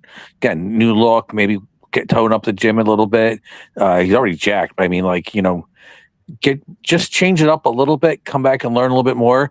And again, this is where, like, say, going to Japan would help him, or going to Puerto Rico or somewhere where he can go and be out of the sight, but learn and get experience wrestling other people, and then come back as something. I actually think Nihon is the good person to win, because this could eventually be a TV main event if he gets a couple more victories for Thrillbilly that can make Thrillbilly look impressive, especially if he does the throw ride to that big boy. And that's what it is they need these big matches for Thrillbilly. They need him against Holiday. They need him against Hammerstone. They need him against Davey Boy Smith Jr. and Latimer again, and all the guys that would have any kind of name value, and anybody that can make him even a bigger star than he is and help elevate him. But he also has to wrestle those TV tapings too, and those were a waste of match you want to put on those TV tapings. So somebody who gets a bunch of wins like Dragon Nihon, they then be put over, it gets put over the new champ, and it's something in a good match. And I think the potential's there with Nihon. I thought this was the best match he's had yet in the NWA, and I didn't look bad. I didn't think he looked good at all against Latimer, and I don't think he looked good against Max, but I thought this match was actually pretty decent. And I understand, like, a lot of people wanted the Mims to hit like a big power move, at least do something impressive, but if they're trying to make it where they want Thrillbilly to hit that thrill ride on him, nobody should be hitting anything on him. He should be getting these big wins. The only thing he really needs to do is avoid that leg drop. That looked like the drizzling shits. Well, up until that point, I think Pollo was 100% with you, literally typing 100, 100, 100, typing spot on. And then Pollo also adds Neon needs a specific type of booking, which is not NWA style in this era. So, I think it's important to point out, I don't have a problem with Neon going out and picking up wins. I had a problem with this matchup. Okay. In other words, I would put Mims in a match that he could have won. I would have put the Dragon in a match he could have won, where we would all been happy with the two wins. I did not like putting Mims in a match where any motivation, or not motivation, but what's the word? Momentum that he got from his win with Pope is now suddenly kind of crushed. Yeah. So that's my objection. And then I don't think it was the best match on the show. I honestly don't think it was the worst match on the show. We'll talk about that later. And then Pollo said, I understand his point of view, or understand your point. That takes us to the 6-man tag casket match. Now, I'm not a big fan of casket matches. I know that this is Saw win. I know that James Mitchell. This is kind of the pay-per-view is kind of built themed around his entire persona. Before it was the Miserably Faithful, and now it's the Lost. But it's always been spooky, and they have to have something to this. Now, I believe the first casket match they did in this modern NWA was against Markova and Max the Impaler at Hard Times, the show that DK and I were at back in Nollins. And so, that's kind of my I was happy with that match that night. Markova looked good. Max looked good, but Max won that match back then. And this match was kind of all over the place. First of all, Aaron Stevens is not a full-time wrestler at this point. In fact, I don't think he's actually wrestled a full match in the NWA, at least on Power, since he more or less became a full-time manager. And he teamed up with the Drake cousins, Carson and Lockjaw, to take on the Lost Alex Misery, Lev, and Gags the Gimp. Now, this isn't the regular version of the Lost that we're used to. We were more used to seeing Crazy Steve in the ring with Misery and Lev. Gags has kind of been less involved in matches as well, too. So I didn't know what to expect in this match. The first thing Aaron Stevens does is book it. He leaves the ring. He comes back with an entourage of hooded druids, which on commentary, that was funny that they pointed out, like, we're on Peachtree Street. Where do you find hooded druids? Like, where do you come and find those guys? There is this house in New Orleans. I think they call it the Rising Sun. That's probably where you find them. But we were in Center Stage in Atlanta, so this was. Oh wait, now I'm thinking. In Atlanta? Oh, they're everywhere in Atlanta. Okay, it's next to it's next to the Waffle House. Anyway, that's where they found it. Yeah. Anyways, again, this match was very chaotic, and I don't mind it because of the gimmick and because it's the Lost. I always expect Alex Misery to jump off of something high, and the leap he did onto, I think it was Lockjaw. I swear to God, I thought he killed himself. Like, he jumped off of a platform and then landed in an area where, like, the first thing he hit after Lockjaw was like a steel barrier, and it's like, ow, how are you even walking after that? Gags disappeared for a while, then came back with his own loaded glove that he used on Aaron Stevens. At one point, they threw Gags in the casket, but he prevented it from being shut. I think they also threw Lev in there too, I believe, and he also prevented it from getting shut. Eventually, they would stuff Aaron Stevens in there, and the three of them would get on top of it for the victory. Apoyo points out that leap shoot put Lockjaw out of action, but Misery survived, and I didn't know that. I guess Apoyo pulling back the curtain a little bit, saying that he got hurt. And then, according to commentary, they got the druids at Druids Are Us and Craigslist, according to the commentary team. I felt like this was a fun match. You really got to be careful what you order off of Craigslist. I don't order off of Craigslist. The last time I did something on Craigslist, never mind. Not appropriate for TikTok or YouTube. But I was very happy to see. Poyo said LJ injured his quad. So this was back in, I guess, like October. So hopefully he's healed up by now. But obviously this was a very chaotic match. And what I was saying is I liked it. I liked it because it was a gimmick and it is kind of in tone with Saul Wynn. And I like seeing Misery get a victory. I like seeing Misery dive off of crazy stuff. I'm the guy on the show that likes the flippy dippy. So Misery is right up my alley. So anyways, I felt like that was a fun match, but I would like to hear your take on it, Jaden. Like, this was a very chaotic match, and I know you've been a part of some chaotic matches, and I know you've seen some chaotic matches up close and personal. What did you think of this one? First of all, I think it's the best Stevens has looked, both physically and in the ring, since he has been back. I think the last match he did was he was teaming up with Carson Drake against Peanut Butter Smooth and EC3, I think, or maybe I'm not even sure if he was in that match, but I think that's the last time he was in a wrestling match. And this match, he looked better. It was chaotic. It was a lot of smoke and mirrors. I like Alex Misery, and I like him a lot. I've grown to not dislike Lev, which is a good start. That's a compliment for him. Yeah, I still think I think Gags would be a lot better without the gimmick. But whatever. Lockjaw kind of reminds me of. You ever see the movie Mask? Yes. I'm not talking about the cartoon. I'm talking about the 1980s movie. Yeah. Yeah, he kind of reminds me of that. Yeah, he kind of reminds me of that. But he's okay in the ring. I don't know. And Carson Drake, he just still doesn't know what Beta Alanine is, but his dance is starting to grow on me. Oh no, no! Look, Lockjaw has. Wait. Anymore. Before anything else, Lockjaw has a Kid Rock tattoo on his calf, so maybe he deserved to hurt his quad. That's all I'm saying. That's messed up.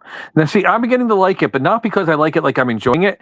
I'm liking it because I want to see him get punched in the face right after doing it, or like when he does something stupid, like how the match kind of ended here, or didn't end because he was being arrogant. That's the perfect time to do it, and I think that's where, I don't like it as in, oh my God, I'm going to start doing that dance or doing it on TikTok, but I do think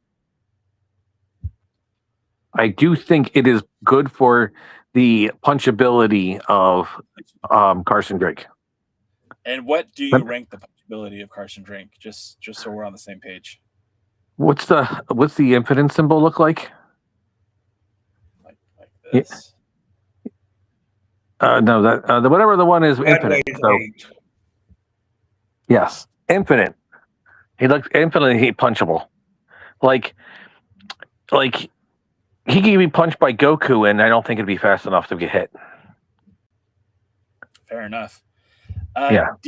DK. I mean, it was a chaotic match. It was crazy. Not your typical cup of tea, but what did you think of it? All right. Well, let's get the negatives out first. I hate matches like this. So we'll just go with that.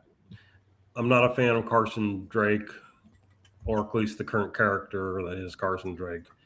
The guy may be a great guy, maybe an asshole. I don't know. I don't like the Carson Drake character. I love Aaron Stevens' character. So, and unlike Jaden, I actually kind of like Lockjaw.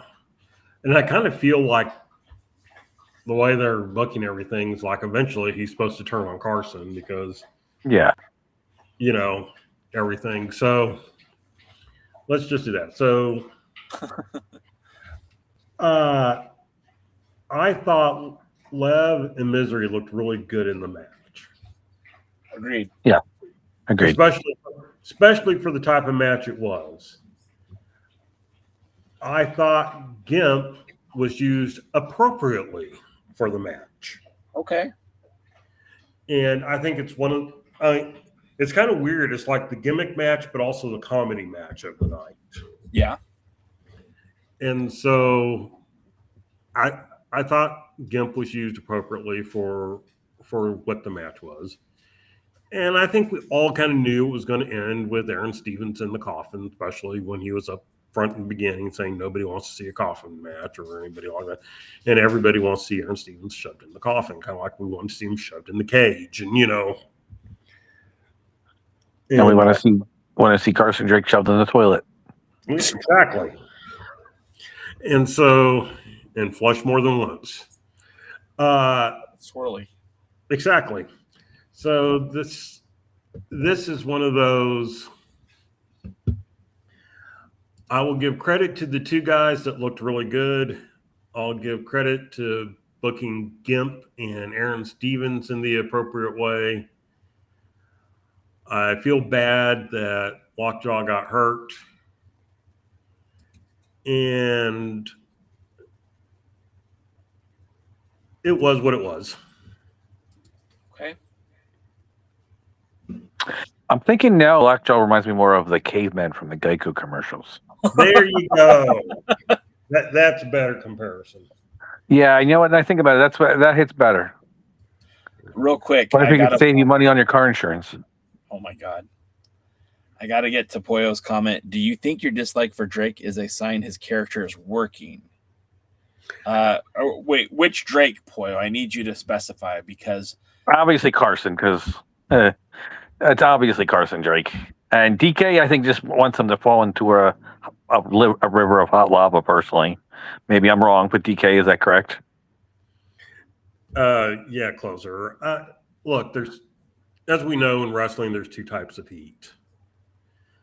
There's the I will pay money to watch you get beat up. And that was the Tully Blanchard, Gino Hernandez, Dave Dahl. Dave Dahl, I never pay money one way or the other. But Dominic Mysterio, when he first turned heel, that kind of chicken shit heel that you just want to see them get their comeuppance. Jim Cornette, I used to say about Tully Blanchard and the Tape Fist match. Nobody cared who won the match. All we cared about was that Ronnie Garvin beat the crap out of him during the match and knocked him out after the end of the match, no matter who won. I would pay money for that. There's never a situation where I'd pay money to see Carson Drake at this point. And again, I want to make it very clear I don't like the character because I don't know anything about the guy that's Carson Drake. okay. Other than he doesn't know what beta alanine is. Yes, other than that. But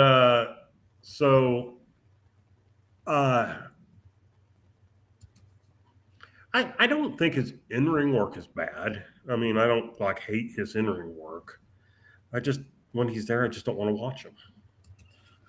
So then I guess where that brings me back to, does that mean that it's working then? Does that mean what? No, because if it was working, I'd want to see him get beat up. Okay. Yeah, for DK, it means yes, it's not working because he would want to pay to watch him get his ass kicked. I actually want to see him get punched. It doesn't have to necessarily be in a wrestling ring. Somebody could just say, "Hey, how you doing?" Whack, just punch him right in the face. I'd be happy. Kind of like when people punt midgets. I just like that. And so I guess I'm going to pose the same question to you, Jaden, and maybe you just answered it, but is Carson's character working for you? Do you dislike him because of his character or dislike him because of just how he is? I want to see him get punched. Okay. That's it. That's basically it. Like, I just want to see somebody punch him and then maybe hit him again and then maybe again and maybe again and then again and again and again and again and again and again and again and again and again and again and again and again until they get tired and then they tag somebody else and they punch them. Have you ever seen? I'm having flashbacks to Airplane. They're slapping them. Yeah. Oh God, that'd be great. This whole line, everybody has weapons. That's how you sell a premium live event. There it is. That'll get it going. Now I would pay money for that. Okay. So to Pollo's point, the character is one that seems to divide people's reactions. And Pollo even says, so my point is made because your team's response is 50-50 on how the character lands. It's not 50-50 because I'm going to also side with DK. I'm not interested. Carson Drake for me is go away heat. If he never appeared on Power again, I would not be sad. Now I know I'm not the 100% source. We got Matthew Underwood here saying New Year, same bad takes. I mean, look, to each his own, right? And that's the thing about professional wrestling is it is all subjective. That has the same bad takes as he did last year. Well, I think he was announcing it. New Year, same bad takes. Okay, we get it, Matt. Just kidding, Matt. I love you, buddy. But I just feel like Carson doesn't land with me. But I also know that I'm not the target demographic at this point. And he does land with the Discord, and I don't get it. I can't explain it. I don't understand it. Pollo said the part that's sad about this is Carson's extraordinarily talented in the ring. And, maybe he is, but I don't want to watch him. I'm so over the character, and it hasn't come back around yet. Now, Jaden said it came back around for him, and maybe it'll come back around for me. Just at this point, I'm just not interested. I just want to see him get punched. But yeah, but you want to see him get punched. I just don't want him on my TV. Like, it doesn't have to be on TV. Just punch him. I think, and I don't think that there's a lot that would have to change. I think there would just have to be some tweaks, and probably the first tweak would be to drop the laugh. The laugh, yeah, the laugh needs to go. Well, and I've said this offline to both of you, and even I've said it to Poyo, but like a lot of times I don't even feel he believes in the character that he's portraying. And to me, that is one of the biggest sins in pro wrestling, because if you're cutting a promo and I question whether you even believe what you're saying, it very comes off as disingenuous. The laugh comes off as disingenuous. And Poyo said the laugh is likely to be the last thing to go. I don't get it. And you know, I don't have to get it. That's the thing. None of us have to get it. And let's move on to the world title match, because we're 15 minutes of overtime here, and I want to make sure that we wrap this up soon, because some of us have to use the bathroom. Have had to use it for about an hour now. So the main event, again, we started off the podcast. We're all excited because Wrecking Ball Legursky, way over with the fans, uber babyface, ever since departing the Fixers, has been on top of it. And I really feel like Wrecking Ball Legursky could be another, you know, we talked about Damian Fenrir, look out for him in 26. I think like Wrecking Ball Legursky might be a guy who can take that next step in 2026, maybe a run with the TV title or national title. You know, obviously it wasn't supposed to come through, but you know, when I look at this matchup with Mikey Mondo, this was a good match. Because you, like, as they described it, it was mass versus muscle. It was the champion versus a very top contender challenger for that title. And the whole storyline was, can Mondo hit that muscle buster, and not muscle buster, the gut check, excuse me. And I kept looking for it, because he got close a couple times. I thought he was going to be able to muscle him up. You know, Legursky threw Mondo one point, was trying to send him into the turnbuckle, and Mondo went over the top. And they're talking about how powerful that Wrecking Ball is. And I thought this was a fun match. I think it was a great main event, great way to start off 2026. I mean, I guess it's not the second match of 2026, but I still felt that it was a very good match, and I enjoyed it. I'm excited to see what they're going to do next with Mike Mondo. You know, Jane, you have been banging the drum for Mike Mondo for quite some time. You're also since the beginning when you guys didn't see it. Yeah, no, you were just worried it's going to be another WWE guy that phoned it in, or it wasn't, that you didn't see what he had to offer. I don't know if I was that negative about the guy, but I don't think I saw him as positive as you did, for sure.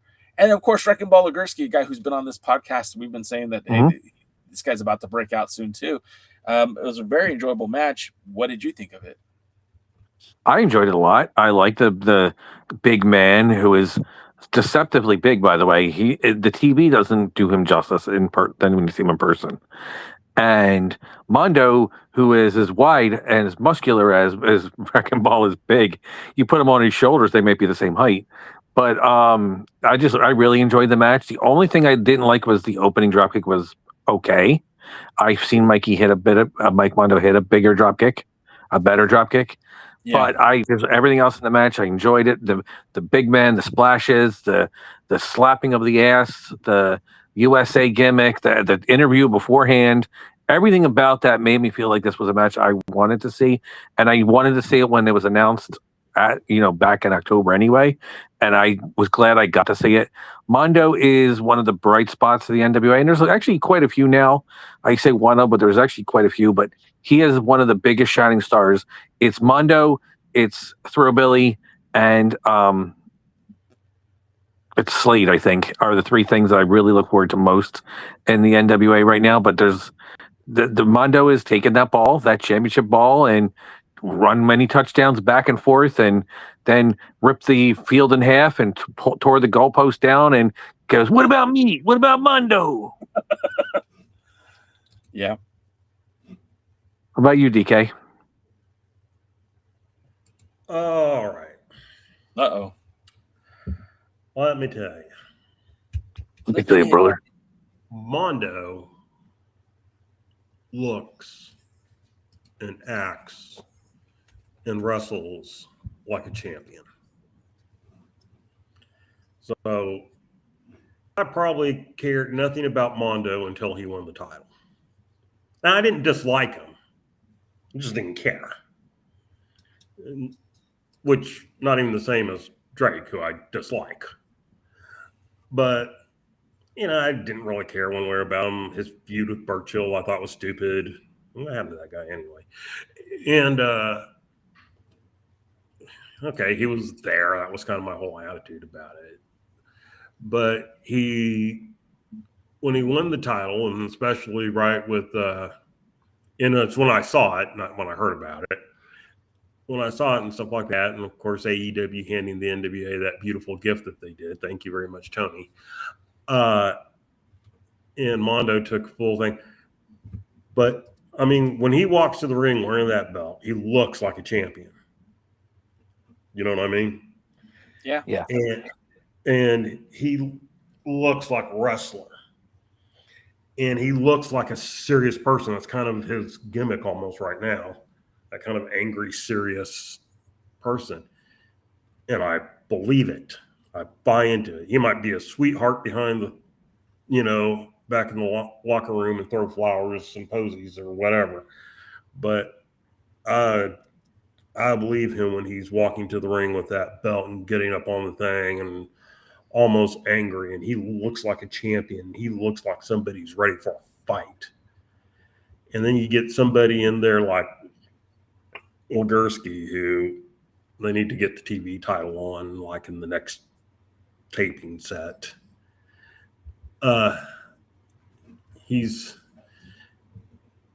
somebody, especially who he is outside the NWA, and some of it's starting to transition more in the NWA. You know, you believe him too, and you believe him as somebody that wants to come in. And it was the action in the ring was good. It was hard hitting. It was two men fighting, two men battling, two men who won it. And again, the right person won, but nobody lost. Yeah, Wrecking Ball did look very good. You know what I was just going to say, he Wrecking Ball looked awesome in this match. And in fact, this may be one of my favorite matches that he's had. And I've watched several of his, but this might be the top one. And I just, you know, more please. You know, we had Wrecking Ball Legursky on in the past, and you know, he was I always feel like he was categorized as a heel for the NWA, because I feel like, you know, and Jay Bradley is a dirtbag. He's a heel, and that's perfect where he's at. But I feel like Wrecking Ball Legursky was always should have been a babyface. Yeah, I think they could have made him a heel, but more like the goofy sidekick, like, hey boss, I want to kick his ass, boss. I want to kick his ass, boss. But I like the baby face and what Wrecking Ball is now. You know, Wrecking Ball reminds me of Bam Bam Bigelow, and the dog-faced gremlin early Rick Steiner right out of the Varsity Club had a kid. And Mondo reminds me of if you took Chris Candido and Chris Candido swallowed Big Papa Pump Scott Steiner. That's what Mondo reminds me of. That's awesome. Well, that's going to do it for our coverage of the NWA and Power. But if you want to hang out with us for just a few more minutes, I know that there's a big announcement from our friends over at Dangerous Adrenaline Wrestling Gladiators. So we're going to give you the big window, dog. Why isn't there? It is. Let's hear about what's going on. All right. I forget how to put up pictures on this thing. It's been so long, so I guess I won't. But a bunch of announcements for Dangerous Adrenaline Wrestling Gladiators upcoming events. We're going to start off with Friday night, March 6th at the Rowan University, the Chamberlain Student Center at Rowan University for WrestleMania. We currently got a couple good wrestlers signed that I want to tell you about. One of them is, I think, somebody that will be very popular for Rowan University, former Ring of Honor superstar Cheeseburger. Speaking of Ring of Honor, we also are bringing in former Ring of Honor wrestler and well-known trainer in Bob Evans. He is not only about sausage, he's about wrestling. And then we're going to have former WWE superstar and a semi-regular in Dangerous Adrenaline Wrestling Gladiators, Tank Tolan. But I think the one that's going to have you guys in the chat most excited, signed for the Dangerous Adrenaline Wrestling Gladiators event at Rowan University, WrestleMania, AJ Cazetta. Oh, nice. So I think that's going to be a lot of fun. We're going to see AJ Cazana at Dog. I'm not sure who he's going to wrestle or what he's going to be doing yet, but I think that's going to be something that the fans of Dangerous Adrenaline Wrestling Gladiators, we're going to make sure they check out on YouTube, and the fans at Rowan University are going to love. And then after that, on the 15th of March, we're going to have a table at the Nerd Force Fan Fest. We're going to have a table with a bunch of stars from Dangerous Adrenaline Wrestling Gladiators. Then the little meet and greet at the Nerd Force Fan Fest. That's actually at Rowan University also. So we'll be able to do 2 weeks in a row, basically, at Rowan University. So that's going to be a lot of fun. I can't wait to see that to happen. And then on April the 4th, Dangerous Adrenaline Wrestling Gladiators is going to have an event at the South Jersey Geek Fest.